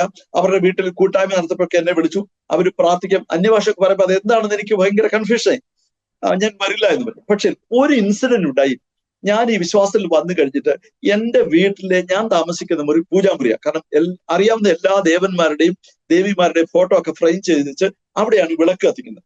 ഞാനും എന്റെ അമ്മയും ഒഴിച്ചു ബാക്കി ആര് ആ റൂമിൽ കിടന്നാലും അന്ന് രാത്രി അലറും. എന്നുവെച്ചാൽ ഒരു പൈശാചിക ബാധ ആ റൂമിലുണ്ട്. വെച്ചാൽ ഞാൻ സേവിക്കുന്ന സോക്കോൾഡ് ദൈവങ്ങളുടെ ശക്തി അതിനകത്തുണ്ട്. അപ്പൊ അതുകൊണ്ട് ഒരിക്കൽ എന്റെ അളിയൻ കമ്മ്യൂണിസ്റ്റുകാരനാണ്, ദൈവവും പിശാചും ഒന്നും ഇല്ലാത്ത ആൾക്കാരാണ്, അങ്ങനെ ഒന്നും വിശ്വസിക്കാത്ത ആൾ. ഒരു ദിവസം ഞാൻ ഇല്ലാത്തൊരു ദിവസം അദ്ദേഹം ആ മുറിയിൽ കിടന്നു. അന്ന് രാത്രിയിൽ അദ്ദേഹം അലറി വിളിച്ചിട്ട് പറഞ്ഞു, എന്റെ നെഞ്ചത്ത് ആരോ കയറുന്നു കൊങ്ങായിക്ക് ഞെക്കുന്നെന്ന്. അപ്പോ അദ്ദേഹത്തെ വേറൊരു മുറിയിൽ കൊണ്ട് കിടത്തി. അപ്പോൾ അങ്ങനെ ഒരു മുറിയാണ്. പക്ഷെങ്കിൽ ആ മുറിയിൽ ഞാൻ പ്രാർത്ഥിക്കാൻ ഇരുന്നു 2 മിനിറ്റ് കഴിയുമ്പോൾ ഞാൻ ഉറങ്ങിപ്പോ. പിന്നെ എനിക്ക് പ്രാർത്ഥിക്കാൻ പറ്റില്ല. നിരന്തരം ഈ അനുഭവമായപ്പോൾ ഞാൻ ഈ നെല്ലിക്കാനുള്ള അമ്മാമ്മയ്ക്ക് ഒരു കത്തെഴുതി, ചിന്നമ്മാമ്മ എന്നാണ് പേര്. അമ്മാമ്മയ്ക്ക് ഒരു കത്തെഴുതി, എനിക്ക് ഒരു ദിവസവും പ്രാർത്ഥിക്കാൻ പറ്റില്ല, പ്രാർത്ഥിക്കാൻ ഇരിക്കുമ്പോൾ എന്നെ ഉറങ്ങിപ്പോവാണ്, അമ്മാമ്മ എനിക്കൊന്ന് പ്രാർത്ഥിക്കണമെന്ന് പറഞ്ഞു. ഒരു ദിവസം രാത്രിയിൽ ഞാനൊരു സ്വപ്നം കാണുകയാണ്, ഈ അമ്മാമ്മ എന്റെ തലയിൽ കൈവച്ച് പ്രാർത്ഥിക്കുന്നു. അപ്പോൾ ഞാൻ ഞെട്ടി ഉണർന്നു. എന്റെ മേൽ നിന്നൊരു ശക്തി വലിഞ്ഞിറങ്ങി എന്റെ കാലെ കൂടെ വേദനപ്പെടുത്തിക്കൊണ്ട് പുറത്തു പോകുന്നു. ഞാൻ സ്വപ്നത്തിൽ കാണുകയാണ്. അപ്പോൾ എന്റെ വീട്ടിൽ കറണ്ട് ഇല്ല, മണ്ണെണ്ണ വിളക്ക് കത്തിച്ച് ഒരു ടൈപ്പീസ് ഉണ്ട്, അതിൽ നോക്കിയപ്പോൾ 12:35 രാത്രി. നേരെ ഒന്ന് വിളിക്കാൻ ഞാൻ കാത്തിരിക്കാം. നേരം വെളുത്തു. ഞാൻ ഉടനെ കുളിച്ചൊരുങ്ങി അവിടെ ചെന്നപ്പോൾ രാത്രിയിൽ ഏത് ഡ്രസ്സോടാണ് അമ്മാമ്മയെ കണ്ടേ അതേ ഡ്രസ്സോടെ നിൽക്കുകയാണ്. അപ്പോ ഞാൻ അമ്മാമ്മയോട്, അമ്മ ഇങ്ങനെ ഒരു അനുഭവം ഉണ്ടായി. അപ്പൊ ആ അമ്മാമ്മ എന്നോട് പറയാണ്, ഇന്നലെ രാവിലെ സാറിന്റെ കത്ത് കിട്ടി, രാത്രി 12 കഴിഞ്ഞപ്പോൾ ഞാൻ ജാതീയ ശക്തിയെ ശാസിച്ചു പ്രാർത്ഥിച്ചു, അപ്പോഴുണ്ടായ അനുഭവമാണത്. ആ ശക്തി എന്റെ മേൽ നിന്ന് വിട്ടുപോയപ്പോൾ എന്റെ ക്രിസ്ത്യ ജീവിതത്തിന് ഒരു റിലീസായി, എനിക്ക് സ്വാതന്ത്ര്യമായി. പിന്നെ എന്റെ ക്രിസ്ത്യ ജീവിതം നല്ല നിലയിൽ മുന്നോട്ട് പോകാൻ തുടങ്ങി. അപ്പൊ ആ അമ്മാമ്മ എന്നോട് പറഞ്ഞു, പത്തനംതിട്ട ടൗണിനടുത്തൊരു വീട്ടിൽ ഒരു ബൈബിൾ ക്ലാസ് നടത്തുന്നുണ്ട്, അതൊന്ന് അന്വേഷിച്ച് പോകാൻ പറഞ്ഞു. അങ്ങനെ ഞാൻ അന്വേഷിച്ച് പോയപ്പോൾ 6 പേര് മാത്രം ഉള്ള ഒരു ചെറിയ ബൈബിൾ ക്ലാസ്സാണ്. ഞാനിവിടെ ചിലപ്പോൾ 7ാമത്തെ ആളാണ്. പക്ഷെ അവിടെ എന്നേക്കാൾ ഒരു 2-3 വയസ്സ് മാത്രം പ്രായമുള്ള ഒരു ദൈവദാസൻ ശാന്തമായി ദൈവവചനം പഠിപ്പിക്കുന്നു. എനിക്ക് വളരെ ഇഷ്ടമായി. അദ്ദേഹത്തിന്റെ പേര് KS ആൺകുട്ടി എന്നാണ്. ആ കോഴഞ്ചേരിക്കടുത്ത് ആറന്മുള നാൽക്കാലിക്കുണ്ട് ദേവാസന, വളരെ മാതൃയുള്ള ദേവാസന. അദ്ദേഹം വചനം പഠിപ്പിക്കാൻ എനിക്ക് വളരെ ഇഷ്ടമായി. അങ്ങനെ സ്ഥിരം ബൈബിൾ പഠനത്തിന് പോയി. അങ്ങനെ ഞാൻ പെന്തക്കോസ്ത് ചർച്ചുമായി ബന്ധപ്പെട്ടു. പിന്നീട് കാലങ്ങൾ പോയപ്പോൾ ഉപദേശങ്ങൾ പഠിച്ചു. അതിനിടയ്ക്ക് എന്റെ ചിന്തയാണ്, സ്നാനപ്പെടേണ്ട ആവശ്യമില്ല, യേശുവിൽ വിശ്വസിച്ചാൽ മാത്രം മതി. അത് ട്രഡീഷണൽ ക്രിസ്ത്യാനികൾക്കുള്ള കാര്യമാണ് ഈ സ്നാനമൊക്കെ. അത് എനിക്ക് ആവശ്യമില്ലാതെ. അങ്ങനെ ഇരിക്കുമ്പോൾ SR മനോഹറിന്റെ മീറ്റിംഗ് കഴിഞ്ഞു ഞാൻ അഭിഷേകം പ്രാപിച്ചപ്പോൾ എന്റെ ഉള്ളിൽ വലിയ പ്രേരണ വരിക, സ്നാനപ്പെടൽ. സ്നാനം എന്താണെന്നോ പലതരം സ്നാനമുണ്ടെന്നോ ഒന്നും എനിക്കറിഞ്ഞുകൂടാ. എനിക്ക് സ്നാനപ്പെടണം, ഇതെന്റെ ഉള്ളത്തിൽ പ്രേരണ. അപ്പോൾ ഈ SR മനോഹറിന്റെ പ്രസംഗം ട്രാൻസ്ലേറ്റ് ചെയ്യുന്നത് CSIയിലെ വില്യം ഏബ്രഹാം എന്നൊരു അച്ഛനാണ്. അദ്ദേഹം അന്ന് കുമ്പളാമ്പുകയിലിരിക്കുകയാണ്. അദ്ദേഹം വരുന്നത് ഞാൻ അപ്പോൾ പഠിപ്പിക്കുന്ന ഒരു പെൺകുട്ടിയുടെ വീട്ടിലെ ജീപ്പേല. അപ്പൊ ഞാൻ ഈ മീറ്റിങ്ങിന് വന്ന് നിൽക്കുന്നതുകൊണ്ട് ആ പെൺകുട്ടി ജോളി ജോൺ എന്ന കുഞ്ഞിന്റെ പേര്, അത് വന്ന് ചോദിച്ചു, സാർ എന്തിനാ എവിടെ വന്നിരിക്കും? അപ്പൊ ഞാൻ ഈ ചന്ദനക്കുറി ഇട്ടുകൊണ്ടാണ് കോളേജിൽ നിന്നും പോകുന്നത്. അപ്പൊ ഞാൻ എന്തിനാണ് ക്രിസ്ത്യാനികളുടെ മീറ്റിങ്ങിൽ വന്ന് നിൽക്കുന്ന ഈ കുഞ്ഞിനോട് ചോദിച്ചു. അപ്പൊ ഞാൻ പറഞ്ഞു, ഞാൻ യേശുവിനെ എന്റെ കർത്താവും ദൈവമായിട്ട് അംഗീകരിച്ചു, അതുകൊണ്ടാണ് ഞാൻ വന്നത്. അപ്പൊ അതിന് വലിയ സന്തോഷം. അതുകൂടി ഇപ്പൊ അച്ഛൻ്റെ അടുത്ത് പോയി പറഞ്ഞു, അച്ഛൻ ഞങ്ങളുടെ സാറാണ്, ഇങ്ങനെ ഹിന്ദുവാണ്, വിശ്വാസം വന്നു, യേശുവിനെ കുറിച്ച് അറിയാൻ ആഗ്രഹം ഉണ്ടെന്ന് പറഞ്ഞു. അപ്പൊ അച്ഛൻ എന്നോട് ഒന്ന് സംസാരിച്ചു, പരിചയപ്പെട്ടു, കുറെ കാര്യങ്ങൾ സംസാരിച്ചു. എന്നോട് ഞാൻ പറഞ്ഞു, അച്ഛോ എനിക്ക് സ്നാനപ്പെടണം. അപ്പൊ എന്നോട് പത്തനംതിട്ട ഇന്ന കടയുടെ മുമ്പിൽ വന്ന് നിൽക്കെന്ന് പറഞ്ഞു. ഒരു തിങ്കളാഴ്ച ഞാൻ പോയി അവിടെ നിന്നു. അദ്ദേഹം വന്നു, ബുള്ളറ്റിൽ വന്നു, കയറാൻ പറഞ്ഞു. കയറി ഒരുപാട് ദൂരം യാത്ര ചെയ്യും. എവിടെ പോകുന്ന എനിക്ക് അറിഞ്ഞൂടാ. എറണാകുളത്ത് ചെന്നു, അവിടുന്ന് ചോറ്റാനിക്ക് എന്നൊരു സ്ഥലത്ത് നിന്നു, അവിടുന്ന് കണയന്നൂർ എന്നൊരു സ്ഥലത്ത് നിന്നു. അവിടെ മത്തായി തെക്കേടത്ത് നിറഞ്ഞൊരു യാക്കോബ അച്ഛന്റെ വീട്ടാ ചെല്ലുന്നത്. ഇവർ തമ്മിൽ കുറെ കാര്യങ്ങൾ സംസാരിച്ചിട്ട് ഇവർ രണ്ടുപേരും കൂടെ എന്റെ KV എബ്രഹാം എന്ന് പേരുള്ള ഒരു പെന്തക്കോസ്ത് ബ്രദറിന്റെ വീട്ടിൽ കൊണ്ടുപോയി അവരുടെ വീട്ടിലെ കൂട്ടായ്മയിൽ പങ്കെടുപ്പിച്ചിട്ട് ഉപദേശങ്ങളൊക്കെ പറഞ്ഞു കേൾപ്പിച്ചിട്ട് അവിടെ ഒരു കുളത്തിൽ കൊണ്ടുവന്ന് പിതാവിന്റെയും പുത്രന്റെയും പരിശുദ്ധാത്മാവിന്റെ നാമത്തിലുള്ള ഒഴുകൽ സ്നാനം എനിക്ക് നൽകി. അതായത് രണ്ട് വ്യത്യസ്ത ക്രിസ്തീയ വിഭാഗങ്ങളിൽ വിശ്വസിക്കുന്ന അച്ഛന്മാരാണ് എന്നെ അതിന് കൊണ്ടുപോയതെങ്കിലും സ്വർഗത്തിലെ ദൈവത്തിന്റെ തെരഞ്ഞെടുപ്പിൻ പ്രകാരം എനിക്ക് ഉപദേശപ്രകാരമുള്ള വിശ്വാസ സ്നാനം സ്വീകരിപ്പാൻ ദൈവം ഭാഗ്യമൊരുക്കി. അതിന്റെ പേരിൽ കുറെ പേര് പറമ്പളത്തിന്റെ കുഞ്ഞുങ്ങൾ കുറെ പേര് കളിയാക്കി, കലക്കവെള്ളത്തിൽ മുങ്ങിട്ട് വന്ന ആളെന്നൊക്കെ പറഞ്ഞ് എന്നെ കളിയാക്കിയുണ്ട്. ഒരു പെൺകുട്ടി എന്നോട് ചോദിച്ചു, സാറിന് എവിടെയോ ക്രിസ്ത്യൻ പെമ്പിള്ളാരുടെ കമ്പനി കാണും, അതുകൊണ്ടാണ് വിശ്വാസം. അതെനിക്ക് ഭയങ്കര വിഷമം തോന്നി. ഞാൻ പറഞ്ഞു, കുഞ്ഞെ അങ്ങനെയല്ല, ഒരു വിവാഹത്തിന് വേണ്ടി ഇങ്ങനെ മതവിശ്വാസം മാറേണ്ട ആവശ്യമില്ലല്ലോ എന്ന് പറഞ്ഞു. എന്നിട്ട് ഞാൻ ദൈവത്തോട് പ്രാർത്ഥിച്ചു, എനിക്കൊരു വിവാഹമുണ്ടെങ്കിൽ എന്നെ പോലെ ഹൈന്ദവ ചുറ്റുപാട് വിശ്വാസ പെൺകുട്ടിയാണെങ്കിൽ നന്നായിരുന്നു, അത് ഒരു പേരുദോഷം ഇല്ലാതിരിക്കുമല്ലോ എന്ന് ഞാൻ മനസ്സിലോർത്തു. അങ്ങനെ ഞാൻ എന്റെ അനുഭവ സാക്ഷ്യം പങ്കുവെക്കാൻ കൂടൽ എന്നൊരു സ്ഥലം, പത്തനംതിട്ട ജില്ലയിൽ തന്നെയാണ്, പത്തനാപുരത്തിനടുത്ത് കൂടൽ എന്ന സ്ഥലത്ത് ഒരു വീട്ടിൽ എന്റെ അനുഭവ സാക്ഷ്യം പങ്കുവെക്കുമ്പോൾ ആ വീട്ടിലെ അമ്മച്ചി പറയാണ്, നമ്മുടെ വീട്ടിന്റെ ഓപ്പോസിറ്റിൽ ഒരു വീടുണ്ട്, അവിടെ ഒരു പെൺകുട്ടി ഏകയായ വിശ്വാസത്തിൽ വന്നിട്ടുണ്ട്. അവർ ഹിന്ദു ചുറ്റുപാടിൽ തന്നെ നായർ കുടുംബത്തിൽ നിന്ന് വിശ്വാസം വന്നാണ്. അച്ഛൻ അമ്പലത്തിലെ വായനക്കാരനാണ്.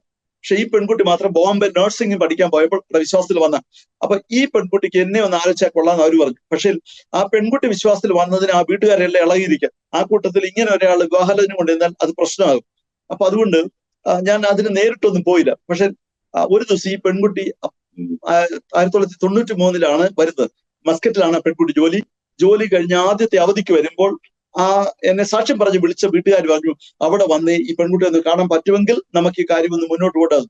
ഞാൻ അവിടെ ചെല്ലുന്നുവെന്ന് ആ പെൺകുട്ടിയുടെ വീട്ടുകാർ അറിഞ്ഞിട്ട് അന്ന് ആ പെൺകുട്ടിയെ പുറത്തോട്ട് പോലും വിട്ടില്ല.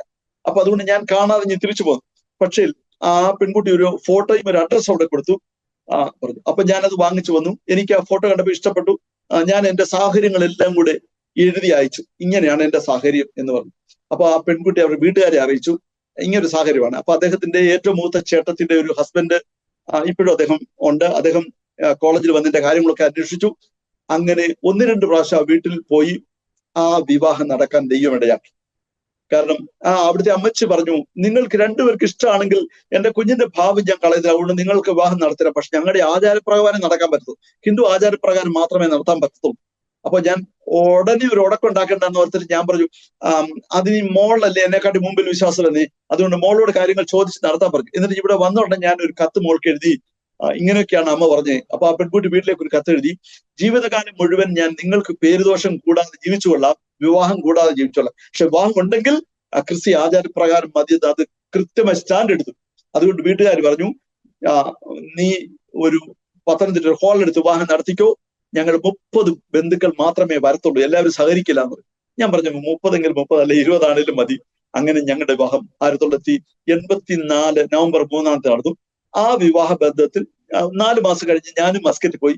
അങ്ങനെയാണ് ഞാൻ മസ്കറ്റ് ജോലിക്ക് പോയത്. ഞങ്ങൾക്ക് 3 പെൺകുഞ്ഞുങ്ങൾ ഉണ്ടായി. മൂത്ത മോൾ ഇപ്പോൾ കാനഡയിലാണ്, അവിടെ ഡെന്റിസ്റ്റ് ആണ്. രണ്ടാമത്തെ കുഞ്ഞ് അടൂർ ഒരു കോളേജിൽ പഠിപ്പിക്കുന്നു. മൂന്നാമത്തെ കുഞ്ഞ് ചങ്ങനാശ്ശേരി കോളേജിൽ പഠിപ്പിക്കുന്നു. അപ്പം അങ്ങനെ ഞങ്ങളുടെ സാഹചര്യമായി. അതിനുശേഷം ഞാൻ മസ്കറ്റ് ചെന്നതിന് ശേഷം സുവിശേഷം എൻ്റെ ഹൃദയത്തിൽ വലിയ ആഗ്രഹം. ആരെ കണ്ടാലും സുവിശേഷം പറയുക എന്നുള്ള ചിന്ത. അതായത് ഒരുവൻ രക്ഷിക്കപ്പെട്ടാൽ അവന്റെ ഹൃദയത്തിലെ വലിയ ആഗ്രഹമാണ് ഈ രക്ഷ മറ്റൊരാളോട് പറയണമെന്നുള്ളത്. അപ്പം അങ്ങനെ ആരോടും പറയാൻ ഒരു വിശ്വാസിക്ക് തോന്നുന്നില്ലെങ്കിൽ ആ രക്ഷ ശരിയായിട്ട് നടന്നില്ല എന്ന് അതിന്റെ അർത്ഥം, ഇല്ലേ? ഒരുവൻ ക്രിസ്തുവിലായി പുതിയ സൃഷ്ടിയാണെന്ന് പറഞ്ഞ് പഴയതെല്ലാം കഴിഞ്ഞുപോയി. അപ്പൊ ക്രിസ്തു അകത്ത് വന്നാൽ ക്രിസ്തു നമുക്ക് തരുന്ന രക്ഷയുടെ സന്തോഷം മറ്റുള്ളവരോട് പങ്കുവെക്കാൻ നമുക്ക് വലിയ ആഗ്രഹം. അങ്ങനെ ഞാൻ മസ്കറ്റ് ആദ്യകാലത്ത് എനിക്ക് വണ്ടിയില്ല, ടാക്സിയിലാണ് വന്നത്. ടാക്സിയിൽ പോകുമ്പോൾ പരിചയപ്പെടുന്ന മുഴുവൻ പേരെയും സുവിശേഷം പറഞ്ഞ് ഒത്തിരി പേരെ കൂട്ടിവരുത്തി. ഞാൻ തന്നെ അവിടെ ഒരു കൂട്ടായ്മ തുടങ്ങാൻ ദൈവം ഒരു അവസരം തന്നു. ആ കൂട്ടായ്മയിലേക്ക് അനേകരെ വിളിച്ചു, അനേകര് രക്ഷിക്കപ്പെടുവാൻ ഇടയാക്കി. അങ്ങനെ ഏകദേശം 29 വർഷക്കാലം ഞങ്ങൾ മസ്കറ്റിൽ തന്നെയായിരുന്നു. അവിടെ ഒരു ചെറിയ സഭ നടത്തി ഒത്തിരി ആത്മാക്കൾ രക്ഷിക്കപ്പെടാൻ ഇടയായി തീർന്നു. ഒരു 10 വർഷം ഞങ്ങൾ ഒന്നിച്ച് താമസിച്ചു. 10 വർഷം കഴിഞ്ഞ് 3ാമത്തെ കുഞ്ഞ് ജനിക്കുമ്പോൾ എൻ്റെ വൈഫ് മരിച്ചു. അതായത് പ്രസവത്തോടുകൂടി ബ്ലീഡിങ് ആയിട്ട് അദ്ദേഹം മരിച്ചു. ആ കുഞ്ഞും അമ്മയും തമ്മിൽ കണ്ടില്ല, അങ്ങനെ മരിച്ചു. കുഞ്ഞിനെ തന്നെ ഞാൻ ആശുപത്രിയിലാക്കിയിട്ട് 6 ദിവസം നാട്ടിൽ വന്ന ഡെഡ് ബോഡി അടക്കം ചെയ്തിട്ട് ഞാൻ മടങ്ങിപ്പോയി. ഏകദേശം 2 വർഷം കഴിഞ്ഞ് ഞാൻ വേറെ ഒരു വിവാഹം കഴിച്ചു. ഇപ്പോഴത്തെ വൈഫിന്റെ പേര് സോഫി എന്നാണ്. അദ്ദേഹമാണ് ഇപ്പോൾ എൻ്റെ കൂടെ ഉള്ളത്. ദൈവത്തിന്റെ കരുണയാൽ എൻ്റെ കുഞ്ഞുങ്ങളെ എന്നെയും വളരെ നന്നായി നോക്കുന്ന ഒരു ഭാര്യ ദൈവം രണ്ടാമതും തന്നു. അതിനായി സ്തോത്രം. ഞങ്ങൾ ഒന്നിച്ച് കർത്താവിന്റെ മഹത്വമുള്ള വേലയിൽ മുന്നോട്ട് പോകുന്നു. എന്നാൽ ഞാനിപ്പോൾ എനിക്ക് ഏറ്റവും പ്രധാനമായിട്ട് പറയാനുള്ള കാര്യം, നമ്മുടെ ചുറ്റും സുവിശേഷം വാസ്തവത്തിൽ തെറ്റായ നിലയിലാണ് നടത്തുന്നത്. അപ്പോൾ പലരും ഈ ദൈവത്തെ സേവിക്കുന്ന പലരും സത്യദൈവത്തെ ആണോ സേവിക്കുന്നത് അല്ലയോ എന്നൊന്നും ചിന്തിക്കാറില്ല. പൂർവ്വപിതാക്കന്മാർ മുതൽ ഏത് വിശ്വാസത്തിലാണോ ആ വിശ്വാസത്തിൽ ആ കുഞ്ഞുങ്ങളും തലമുറകളും വളർന്നു വരികയാണ്. തങ്ങൾ സേവിക്കുന്നത് വാസ്തവമായിട്ട് ജീവനുള്ള ദൈവത്തെ ആണോ അല്ലയോ എന്ന് ആരും ചിന്തിക്കുന്നില്ല. കാരണം ദൈവകാര്യം പറയുമ്പോൾ അവരുടെ യുക്തിബോധം മാറി നിൽക്കും. അതുകൊണ്ടാണ് വളരെ വിദ്യാഭ്യാസമുള്ളവർ പോലും ദൈവം എന്ന് പറയാൻ യോഗ്യതയില്ലാത്ത ദൈവങ്ങളെ സേവിക്കുന്നത്, അല്ലേ? കാരണം ദൈവം എന്ന് പറയുമ്പോൾ ദൈവത്തിന് ഏറ്റവും ബേസിക് ആയിട്ട് ഉണ്ടായിരിക്കുന്ന യോഗ്യതകളുള്ള ദൈവത്തെ ആണോ ഞാൻ സേവിക്കുന്നത്? സർവശക്തനായ ദൈവമാണോ? സർവ്വവ്യാപിയായ ദൈവമാണോ? സ്നേഹസ്വരൂപനായ ദൈവമാണോ? അങ്ങനെയുള്ള അടിസ്ഥാന യോഗ്യത, അവൻ പരിശുദ്ധനായ ദൈവമാണോ? ഇങ്ങനെയുള്ള കാര്യങ്ങളൊന്നും ചിന്തിക്കാതെ മനുഷ്യൻ ദൈവം എന്നുള്ളതിനെ എല്ലാം സേവിക്കുക, അല്ലേ? നോക്കി, ഈ സിനിമ ഞാൻ രക്ഷിക്കപ്പെടുന്നതിന് ഒത്തിരി സിനിമ കാണുന്ന ആളായിരുന്നു. അപ്പോ സിനിമയ്ക്കകത്ത് ഒരു പാട്ട്, 1-2 പാട്ട് ഞാൻ പലപ്പോഴും ശ്രദ്ധിച്ചിട്ടുണ്ട്. ഈ വയലാർ രാമവർമ്മ എന്നൊരു കവിയുണ്ടായിരുന്നു. അത് ഒത്തിരി സിനിമാ ഗാനങ്ങൾ എഴുതിയ കൂട്ടത്തിൽ എഴുതി, മനുഷ്യൻ മതങ്ങളെ സൃഷ്ടിച്ചു, മതങ്ങൾ ദൈവങ്ങളെ സൃഷ്ടിച്ചു, മനുഷ്യനും മതങ്ങളും ദൈവങ്ങളും കൂടെ മണ്ണ് പങ്കുവച്ചു, മനസ്സ് പങ്കുവച്ചു. ശരിക്കും സാധാരണ ദൈവവിശ്വാസികൾക്ക് ബോധമില്ലാത്ത കാര്യം സിനിമാക്കാരൻ പാടുകയാണ്, മനുഷ്യൻ മതങ്ങളെ സൃഷ്ടിച്ചു, മതങ്ങൾ ദൈവങ്ങളെ സൃഷ്ടിച്ചു, മനുഷ്യരും മതങ്ങളും ദൈവങ്ങളുടെ മണ്ണ് പങ്കുവച്ചു, മനസ്സ് പങ്കുവച്ചു. ശരിയല്ലേ? കാരണം മനുഷ്യനാണ് മതങ്ങളെ ഉണ്ടാക്കി. അപ്പൊ മതങ്ങൾ കുറെ ദൈവങ്ങളെ ഉണ്ടാക്കി. ആ ദൈവങ്ങളെല്ലാം മതത്തിന്റെ ദൈവങ്ങളാ, സാക്ഷാൽ ദൈവമല്ല. ഇത് ഒന്ന് ചിന്തിക്കാൻ പലരും തയ്യാറല്ല, അല്ലേ?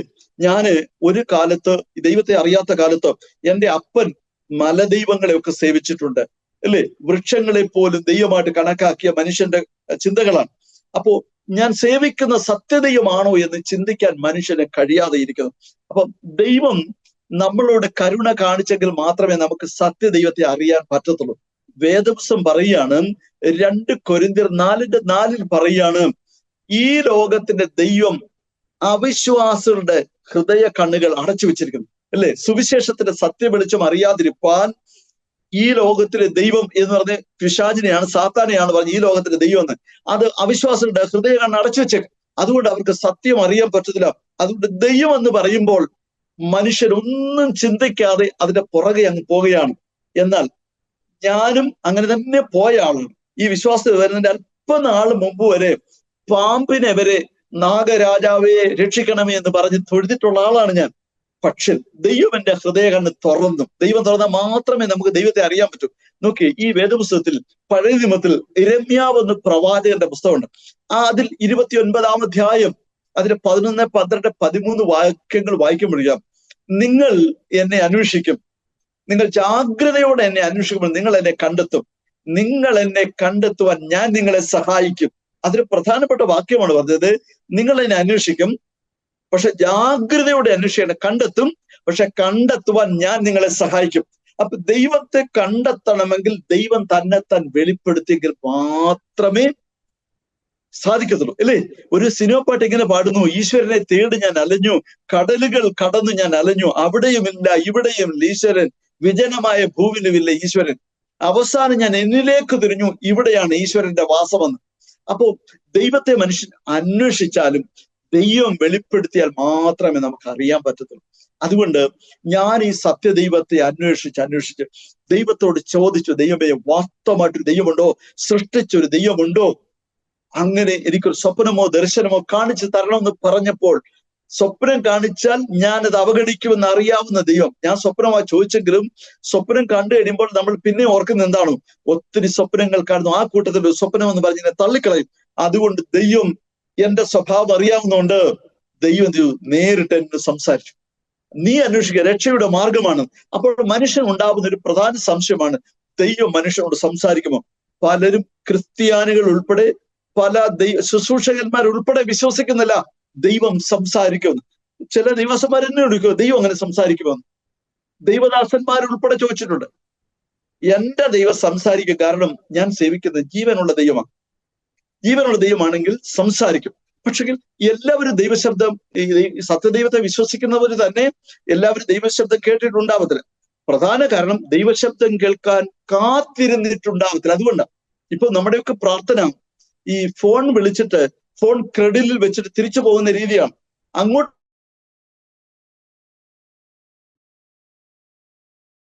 എനിക്ക് തോന്നുന്നു പാസ്റ്ററുടെ ലൈൻ ഒന്ന് ഡിസ്കണക്റ്റ് ആയി. അദ്ദേഹം വേഗത്തിൽ ജോയിൻ ബാക്ക് ചെയ്യും. അനുഗ്രഹിക്കപ്പെട്ടൊരു സാക്ഷിയാണ് നമ്മൾ കേട്ടുകൊണ്ടിരിക്കുന്നത്. പ്രത്യേകിച്ചും ബഹുദൈവങ്ങളെ ആരാധിച്ചു, വിശ്വസിച്ചു, അതിൽ നിന്ന് ഒരു അന്വേഷണ ജീവിതത്തിൻ്റെ ആരംഭം, അവിടെ നിന്ന് നിരീശ്വരവാദം, ശബരിമലയിലെ ഒരു പെരിയ സ്വാമിയാകാൻ ആഗ്രഹിച്ച ആള് അവിടെ നിന്ന് മാറി പിന്നീട് നിരീശ്വരവാദത്തിലേക്ക് പോകുന്നു. നിരീശ്വരവാദത്തിൽ നിന്ന് പിന്നെ ഇസ്ലാമിനെ പിൻപറ്റണം എന്നുള്ള ഒരു ചിന്ത, അവിടെ നിന്ന് യേശു ക്രിസ്തുവിനെ കണ്ടെത്തുന്നു. അങ്ങനെ ഒരു ജീവിതയാത്രയുടെ സാക്ഷ്യമാണ് നമ്മൾ കേട്ടുകൊണ്ടിരിക്കുന്നത്. വളരെ അനുഗ്രഹിക്കപ്പെട്ട ഒരു അനുഭവം. പല ചിന്തകളും എൻ്റെ മനസ്സിൽ വന്നു. ആ ഒരു മുറിയിൽ കിടന്നുറങ്ങുമ്പോൾ കമ്മ്യൂണിസ്റ്റുകാരനാകുന്ന അളിയനുണ്ടായ അനുഭവം. ശരിക്കും പ്രിയ പാസ്റ്ററിനെ പറഞ്ഞു, കമ്മ്യൂണിസ്റ്റുകാർ അല്പമൊക്കെ നിരീശ്വരവാദികളാണ്. നിരീശ്വരവാദിയെ ഭൂതം പിടിച്ചെന്ന് പറഞ്ഞാൽ, കമ്മ്യൂണിസ്റ്റുകാരൻ്റെ ഭൂതം പിടിച്ചെന്ന് പറഞ്ഞാൽ, അങ്ങനെയുള്ള അനുഭവങ്ങൾ നമ്മെ ചിരിപ്പിക്കുകയും ചിന്തിപ്പിക്കുകയും ചെയ്യും. നിരീശ്വരവാദം ഒരു മുഖംമൂടിയാണെന്നുള്ളതാണ് സത്യം. ഈ 1-2 ദിവസങ്ങളായിട്ട് എൻ്റെ മനസ്സിൻ്റെ ഉള്ളിലൊക്കെ വരുന്ന ഒരു ചിന്തയാണ്. ഒരു മുഖംമൂടി. ദൈവത്തെ അംഗീകരിക്കുവാനും പിൻപറ്റുവാനും അന്വേഷിക്കുവാനുമുള്ള മനസ്സില്ലാത്തത് കൊണ്ട് മനുഷ്യൻ തീർത്തെടുക്കുന്ന ഒരു മുഖംമൂടി. ഈ ഒരു ടെസ്റ്റിമണി സെഷൻ നടന്നുകൊണ്ടിരിക്കുമ്പോൾ തന്നെയാണ് ഞാൻ അടുത്തൊരു പാഠഭേദം നിരീശ്വരവാദത്തെക്കുറിച്ച് ചെയ്യണമെന്ന് ആഗ്രഹിച്ചത്.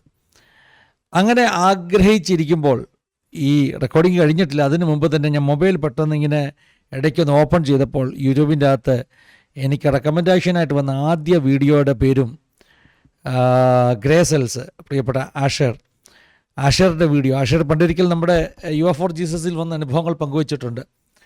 ആഷറിൻ്റെ വീഡിയോയുടെയും ടൈറ്റിൽ നിരീശ്വരവാദം ഒരു മുഖംമൂടിയാണെന്നുള്ളതാണ്. ആ മുഖംമൂടിക്ക് ഉള്ളിൽ ഒരു പച്ചയായ മനുഷ്യനുണ്ട്. ആ പച്ചയായ മനുഷ്യൻ ദൈവത്തെ അന്വേഷിക്കുന്ന ഒരു ബുദ്ധിമാനാകുവാൻ ശ്രമിച്ചാൽ നിശ്ചയമായിട്ടും ദൈവത്തെ കണ്ടെത്തുവാനുള്ളൊരു ഭാഗ്യം ദൈവം ആ വ്യക്തിക്ക് കൊടുക്കും. നമുക്കങ്ങനെ പ്രാർത്ഥിക്കാം. ഞാൻ ഹോപ്പ് ചെയ്യുകയാണ് വേഗത്തിൽ തന്നെ പ്രിയ അനിയൻ പാസ്റ്റർ ജോയിൻ ചെയ്യും നമ്മൾ പ്രതീക്ഷിക്കുകയാണ്. ജീവിതത്തിലെ അനവധി പ്രതിസന്ധികളിലൂടെ താൻ കടന്നുപോയി. തൻ്റെ പ്രിയപ്പെട്ടവളുടെ വേർപാട്, ജീവിതം വെല്ലുവിളികൾ നിറഞ്ഞതാണ്. എന്നാൽ കർത്താവിൻ്റെ സഹിത്വം കൂടെയുണ്ടെങ്കിൽ അതിനെയൊക്കെ അതിജീവിക്കുവാൻ കർത്താവ് നമുക്ക് ഭാഗ്യം നൽകും, അവസരം നൽകും. കർത്താവിൻ്റെ സ്നേഹം അനുഭവിച്ച വ്യക്തിക്ക് ഒരിക്കലും കർത്താവിൽ നിന്ന് മാറിപ്പോകുവാൻ കഴിയുകയില്ല, ഇടവഴിയുകയില്ല. ഓക്കെ, അനിയൻ പാസ്റ്റർ ജോയിൻ ചെയ്തിട്ടുണ്ട്. നമുക്ക് ആ സാക്ഷ്യം തുടർന്ന് കേൾക്കാം. പാസ്റ്ററെ, പിന്നെ കറണ്ട് പോയായിരുന്നല്ലേ?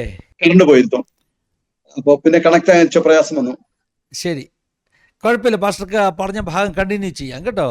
ഓക്കെ, അപ്പൊ ദൈവശബ്ദം കേൾക്കുന്ന കാര്യമാണ് ഞാൻ പറഞ്ഞത്. അപ്പൊ ദൈവശബ്ദം കേൾക്കുന്നില്ല പലരും. അപ്പൊ ഇപ്പം എന്നോട് സംസാരിച്ച ദൈവമാണോ, ദൈവം അങ്ങനെ സംസാരിക്കുമെന്നൊരു വലിയ കൺഫ്യൂഷൻ പലർക്കും. ദൈവം സംസാരിക്കും. ദൈവം ജീവനുള്ള ദൈവമാണെങ്കിൽ നിശ്ചയമായിട്ട് സംസാരിക്കും. അപ്പൊ പലരും ദൈവശബ്ദം കേൾക്കാത്തത്, ദൈവം പറഞ്ഞ് കേൾക്കാൻ ആര് കാത്തിരിക്കുന്നു അവരോട് ദൈവം സംസാരിക്കും. അപ്പോ നമ്മുടെ പ്രാർത്ഥനയുടെ സ്റ്റൈല് മാറിയാൽ മതി. നമ്മൾ പ്രാർത്ഥിച്ചതിന് ശേഷം ദൈവമേ കാരണം ഇതുവരെ നമ്മൾ പ്രാർത്ഥിക്കുമ്പോൾ ദൈവത്തോട് അങ്ങോട്ട് പറയാം, പെറ്റീഷൻസ് കൊടുക്കാൻ. പക്ഷെ ഇങ്ങോട്ട് ദൈവം പറഞ്ഞ് കേൾക്കാൻ മൗനമായി കാത്തിരിക്കണം. അങ്ങനെയോട് ദൈവം സംസാരിക്കും. അപ്പോൾ മാത്രമല്ല എന്നോട് സംസാരിക്കുന്നത്, ഞാൻ ഒരു സമയത്ത് ഉറങ്ങാനായിട്ട് കണ്ണടയ്ക്കുമ്പോൾ തൊട്ട് ദൈവം എന്നോട് സംസാരിക്കുമായിരുന്നു. ഒത്തിരി കാര്യങ്ങൾ ദൈവം എന്നോട് സംസാരിക്കുമായിരുന്നു. അപ്പോ ഞാൻ പറഞ്ഞത്, ഇപ്പോഴും ദൈവം സംസാരിക്കും. പക്ഷെ ആ ദൈവശബ്ദം കേൾക്കാൻ കാത്തിരുന്നാൽ മാത്രം മതി, ദൈവം നമ്മോട് സംസാരിക്കും. അതുകൊണ്ട് ദൈവം എന്നോട് പല കാര്യങ്ങൾ സംസാരിച്ചു. ഒരിക്കൽ ഞാൻ എൻ്റെ പേഴ്സണൽ പ്രാർത്ഥനയ്ക്കുമ്പോൾ ദൈവം പറയാണ്, Priyanka Gandhi become the prime minister of India. Priyanka Gandhi ഇന്ത്യയുടെ പ്രധാനമന്ത്രിയെ തീരുന്നു. എപ്പോഴാകുമെന്ന് എനിക്ക് അറിഞ്ഞുകൂടാ. അടുത്ത ടേമിലാണോ അതിന്റെ അടുത്ത ടേമിലാണോ ഒന്നും എനിക്ക് അറിഞ്ഞുകൂടാ. പക്ഷെ ദൈവമാണ് പറഞ്ഞത് അത് നിശ്ചയമായിട്ടും ആയിത്തീരുമെന്ന് എനിക്ക് ഉറപ്പുണ്ട്.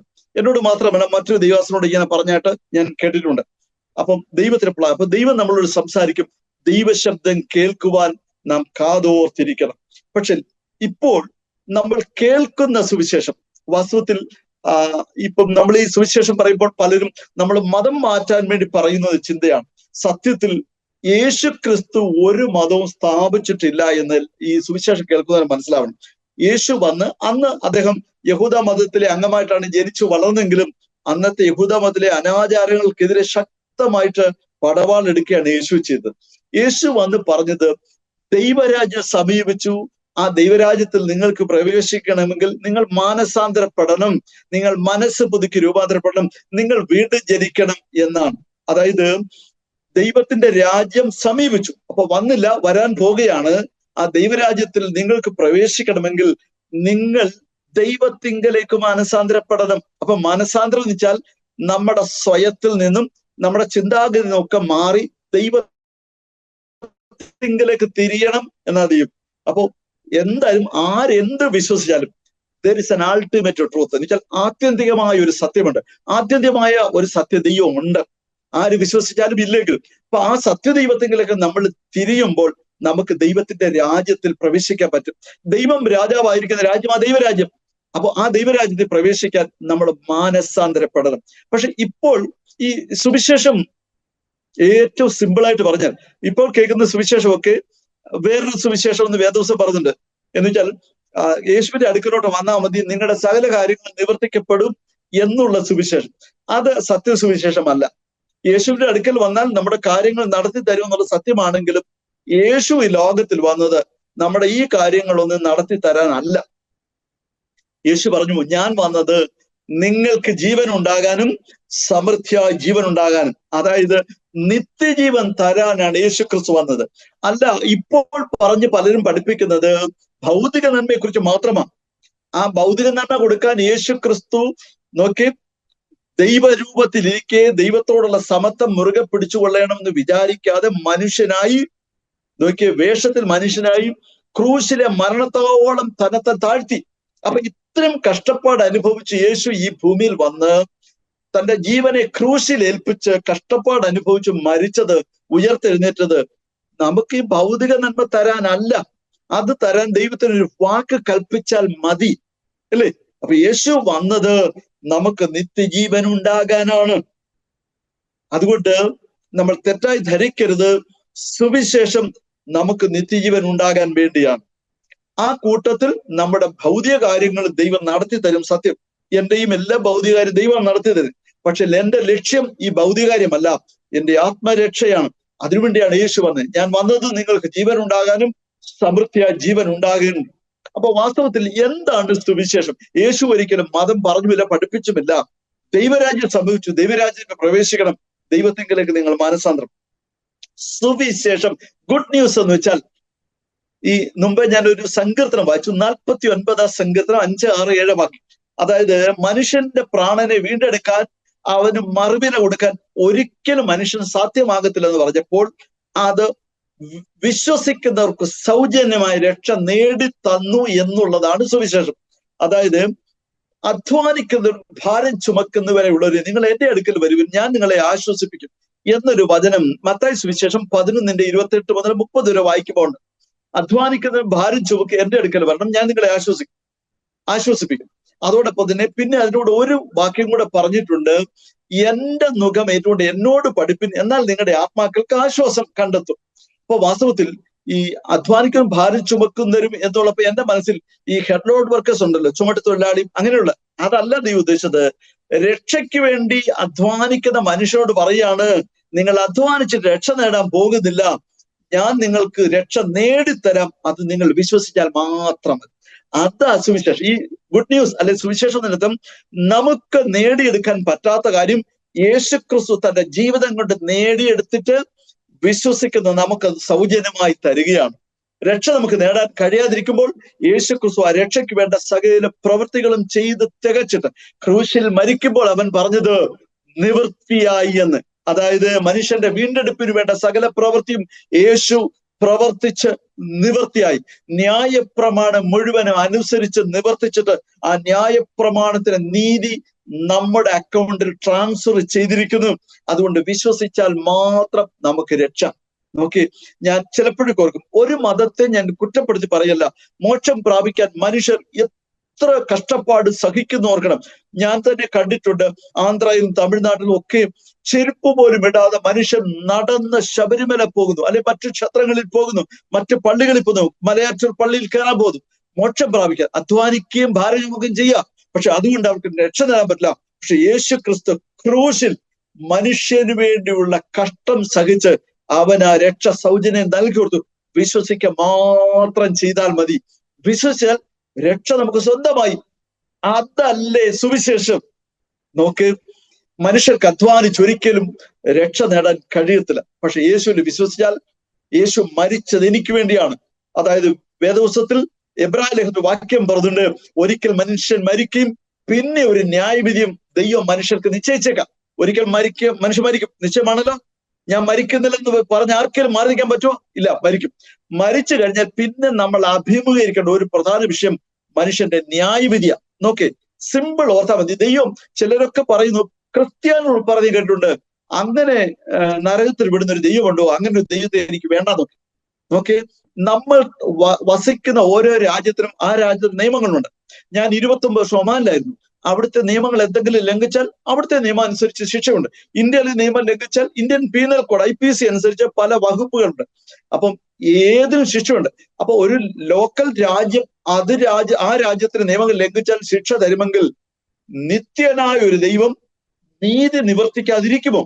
അതുകൊണ്ട് അവനവൻ ശരീരത്തിലിരിക്കുമ്പോൾ ചെയ്തത് നല്ലതാകലും മോശമാണെങ്കിലും അതിന് തക്കവണ്ണം പ്രാപിക്കേണ്ടതിന് നാം എല്ലാവരും കർത്താവിന്റെ ന്യായാസനത്തിന് മുമ്പാകെ വെളിപ്പെടണം എന്നൊരു തിരുവചനമുണ്ട്. അതുകൊണ്ട് ഒരിക്കൽ മനുഷ്യൻ മരിക്കും, പിന്നെ ഒരു ന്യായവിധി ഉണ്ട്. അതായത് എന്തോ ന്യായവിധി കൃത്യമായിട്ട് പറഞ്ഞേക്കുന്ന യോഹന്നാന്റെ സുവിശേഷം 3-ാം അധ്യായം 19 വാക്യങ്ങൾ പറഞ്ഞു. എന്താണ് ദൈവത്തിന്റെ ന്യായവിധി?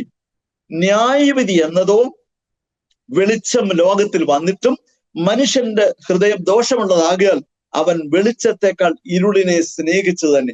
അപ്പൊ ദൈവത്തിന്റെ ന്യായവിധി ഏറ്റവും പ്രധാനമായിട്ടും മനുഷ്യന് രക്ഷപ്പെടാൻ മറ്റൊരു മാർഗമില്ലാതിരുന്നപ്പോൾ സ്വന്തം പുത്രനെ മനുഷ്യന്റെ രക്ഷയ്ക്ക് വേണ്ടി ക്രൂശിൽ മരിക്കാൻ ഏൽപ്പിച്ചപ്പോൾ അവനെ നോക്കി രക്ഷ പ്രാപിക്കാൻ മനസ്സില്ലാത്തവനെ ദൈവം പിന്നെ ഒറ്റ ഓപ്ഷനേ അവനുള്ളൂ, ശിക്ഷാവിധിയാ.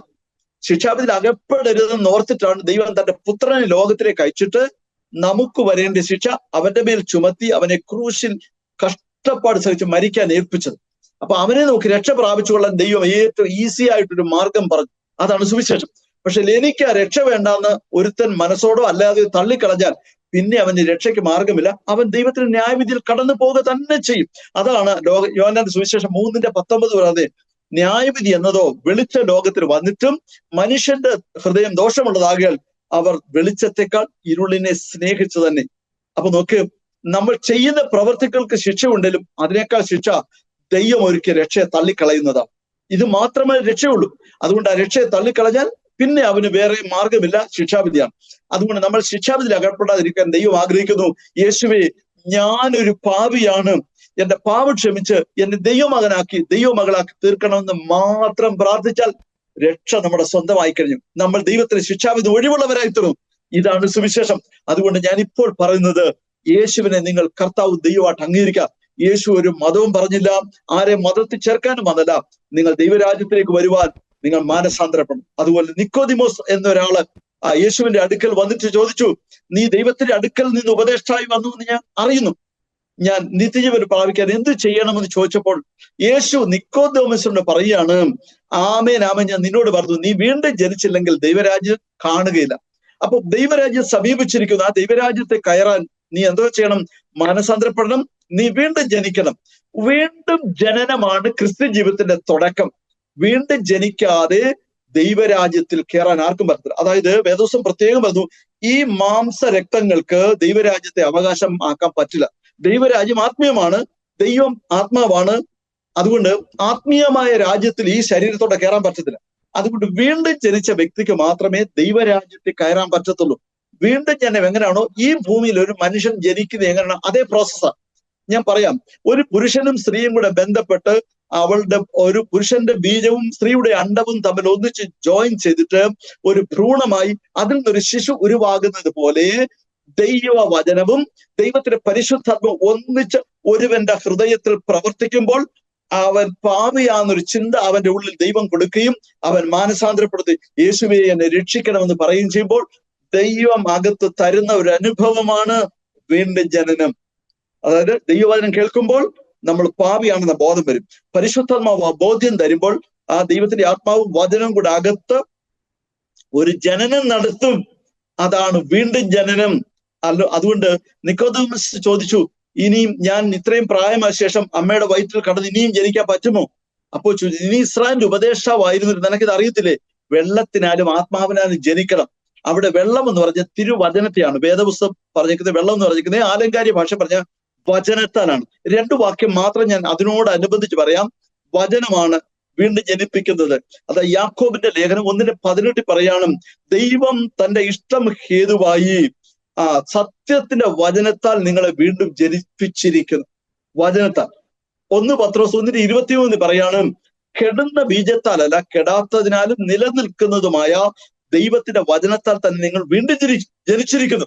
അപ്പൊ ദൈവവചനം അകത്ത് പ്രവർത്തിച്ചാണ് നമുക്ക് വീണ്ടും ജനനം ഉണ്ടാകുന്നത്. പരിശുദ്ധാത്മാവാണ് വചനത്തിലൂടെ നമ്മോട് ഇടപെടുന്നത്. അങ്ങനെ ഈ സ്ത്രീയുടെ അണ്ഡവും പുരുഷന്റെ ബീജവും ചേർന്ന് ഒരു കുഞ്ഞുണ്ടാകുന്നത് പോലെ ദൈവത്തിന്റെ വചനവും പരിശുദ്ധാത്മാവും ഒന്നിച്ച് ഒരുവന്റെ ഹൃദയത്തിൽ പ്രവർത്തിക്കുമ്പോൾ മാനസാന്തരവും വീണ്ടും ജനം രക്ഷയും സംഭവിക്കും.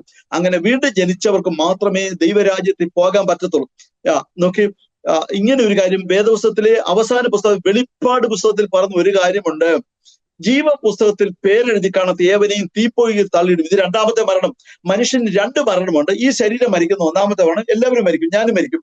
പക്ഷേ അത് കഴിഞ്ഞൊരു മരണമുണ്ട്, ആത്മമരണം. ആത്മമരണം വെച്ചാൽ ദൈവത്തിന് എന്നേക്കും അകന്നു പോകുന്നതാണ് 2ാമത്തെ മരണം. Eternal separation from God.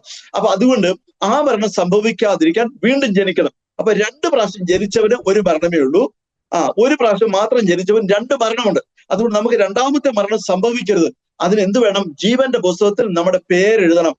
നമ്മുടെ നാട്ടിലൊക്കെ, എന്റെ നാട്ടിൽ അങ്ങനെ ആയിരുന്നു, ജനിക്കുന്ന സമയത്ത് 14 ദിവസത്തിനകവും മരിക്കുന്നത് 21 ദിവസത്തിനകം മുനിസിപ്പാലിറ്റിയിലോ പഞ്ചായത്തിലോ റിപ്പോർട്ട് ചെയ്യണമെന്നുണ്ട്.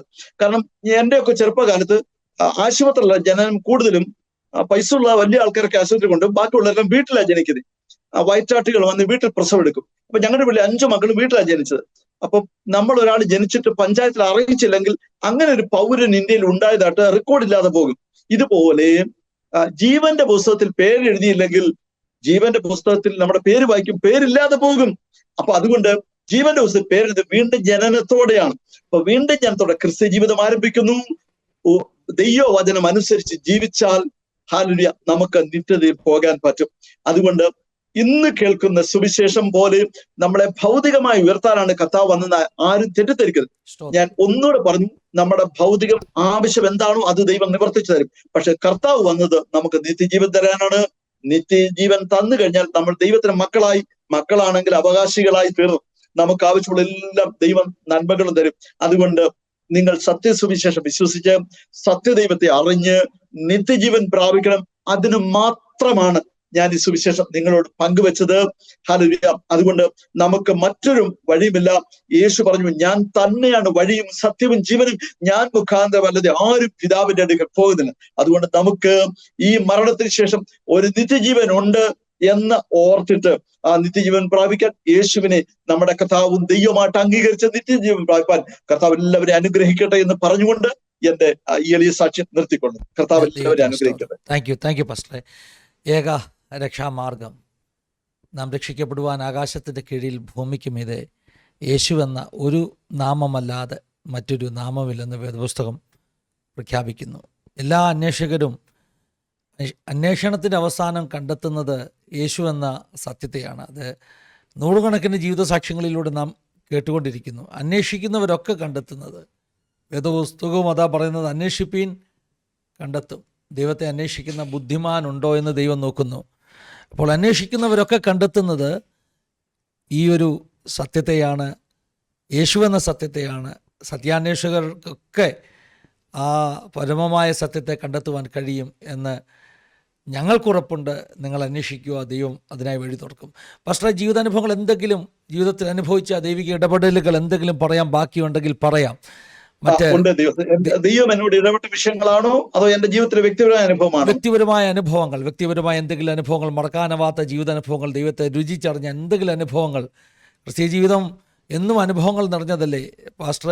കർത്താവിലേക്ക് അടുത്ത് വന്ന അനുഭവങ്ങളൊക്കെ പറഞ്ഞു. എന്നാൽ ദൈവമായിട്ടുള്ള ആ നിത്യമുള്ള ആ ഒരു ജീവിതത്തിൽ, ഒന്നിച്ചുള്ള നടത്തത്തിൽ കർത്താവിനെ അനുഭവിച്ചറിഞ്ഞ മറക്കാനാവാത്ത എന്തെങ്കിലും അനുഭവം ഉണ്ടെങ്കിൽ പറയാം കേട്ടോ. ദൈവസനെ, ഞാന് വിശ്വാസത്തിൽ വന്നിട്ട് 4 വർഷം കഴിഞ്ഞ് മസ്കറ്റിൽ പോവുകയാണ്. മസ്കറ്റിൽ ചെന്നിട്ട് ദൈവം എന്നോട് ഏറ്റവും അധികം ഇടപെട്ടിട്ടുള്ള ദിവസങ്ങൾ ആ ദിവസങ്ങളായിരുന്നു. മസ്കറ്റിൽ ഞാൻ ചെന്ന ഉടൻ എന്റെ കൂടെ ഒരു ഷെയറിങ്ങിന് ഒരു ക്രിസ്ത്യൻ കുടുംബമായിരുന്നു. TPM വിശ്വാസികളായ ഒരു കുടുംബമായിരുന്നു. ഞങ്ങളെ മക്കളെ പോലെ സ്നേഹിച്ച് അവർ കൊണ്ടു നടന്നു. അങ്ങനെ ഒരാഴ്ച ഞങ്ങൾ ആ വീട്ടിൽ താമസിക്കുമ്പോൾ ഒരു സന്ധ്യാസമയത്ത് ഞങ്ങൾ തമ്മിൽ ഒന്നിച്ച് സംസാരിക്കാനിരിക്കുമ്പോൾ ദൈവാത്മാവ് എന്നോട് പറഞ്ഞു, വേഗം പോയി പ്രാർത്ഥിക്കുകയെന്ന്.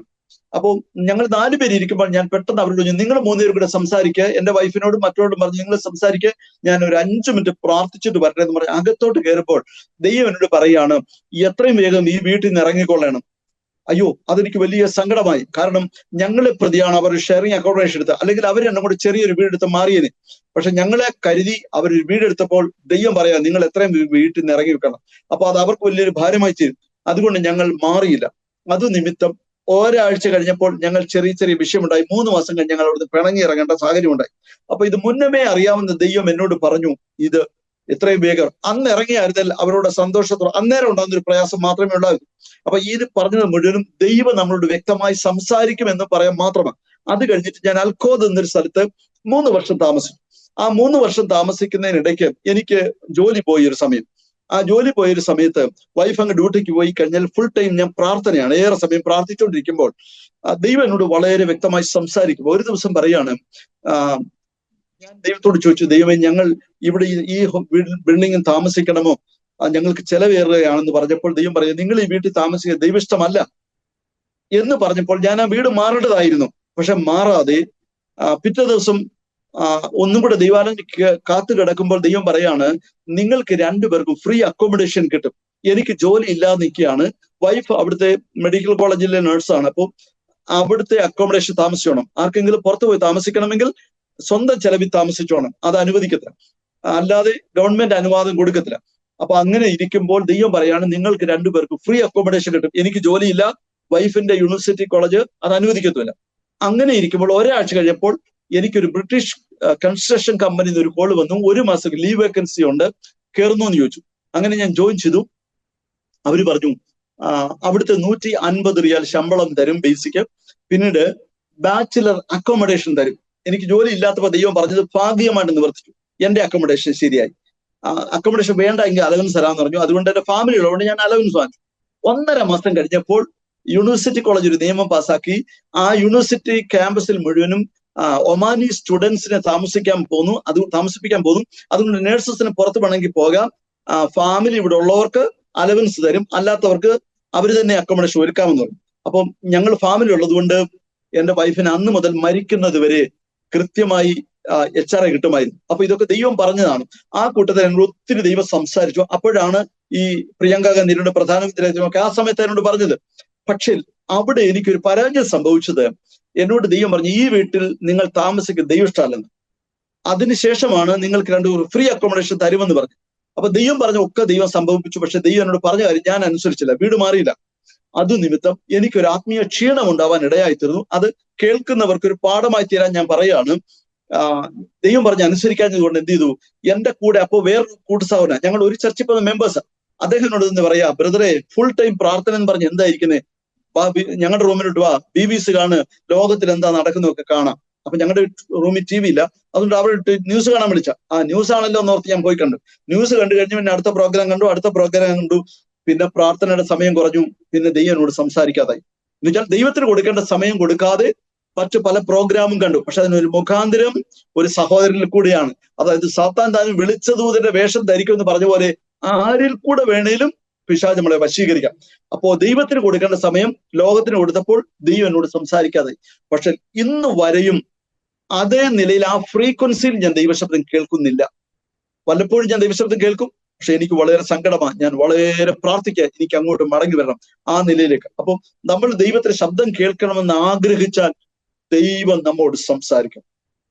10 വർഷം ഞങ്ങൾ ഒന്നിച്ച് ജീവിച്ചു. വൈഫിന്റെ മരണം ജീവിതത്തിൽ വലിയ ആഘാതമായിരുന്നു. എന്റെ സാലറി കൊണ്ട് മാത്രം എന്റെ കുഞ്ഞുങ്ങളെയും പോച്ച് എനിക്ക് പോകാൻ പറ്റാത്ത സാഹചര്യമായി. പക്ഷെ ദൈവം ക്രമേണ നടത്തി. അങ്ങനെ പിന്നെ എനിക്ക് സാലറി ഒക്കെ വർദ്ധിച്ചു, കാര്യങ്ങളൊക്കെ മുന്നോട്ട് പോയി. പിന്നെ 2ാമത് വിവാഹം കഴിച്ചു, അങ്ങനെ പോയി. അതിനുശേഷം എനിക്ക് ഒരു ഓപ്പറേഷൻ പെട്ടെന്ന് വന്നു. എന്റെ ചെറുകുടലിൽ ഹോൾ വീണിട്ട് മസ്കറ്റിൽ ഓപ്പറേഷൻ ആയി. ഏതാണ്ട് 6-7 ലക്ഷം രൂപ അവിടെ അതിന് ചെലവാകേണ്ടി വന്നു. അത് ശരിയാകാഞ്ഞിട്ട് പിന്നെ തിരുവനന്തപുരത്ത് കിംസി വന്ന് അതിന്റെ ബാക്കി ഓപ്പറേഷൻ ചെയ്യേണ്ടി വന്നു. അത് കഴിഞ്ഞ് തൊട്ടടുത്ത വർഷം റോഡിൽ നടന്നു പോകുമ്പോൾ ഒരു ബൈക്ക് പുറകിലിടിച്ച് നടു പലതായിട്ട് പൊട്ടി, ഹിപ്പെല്ലാം പൊട്ടി, കൈയും കാലും ഒടിഞ്ഞു.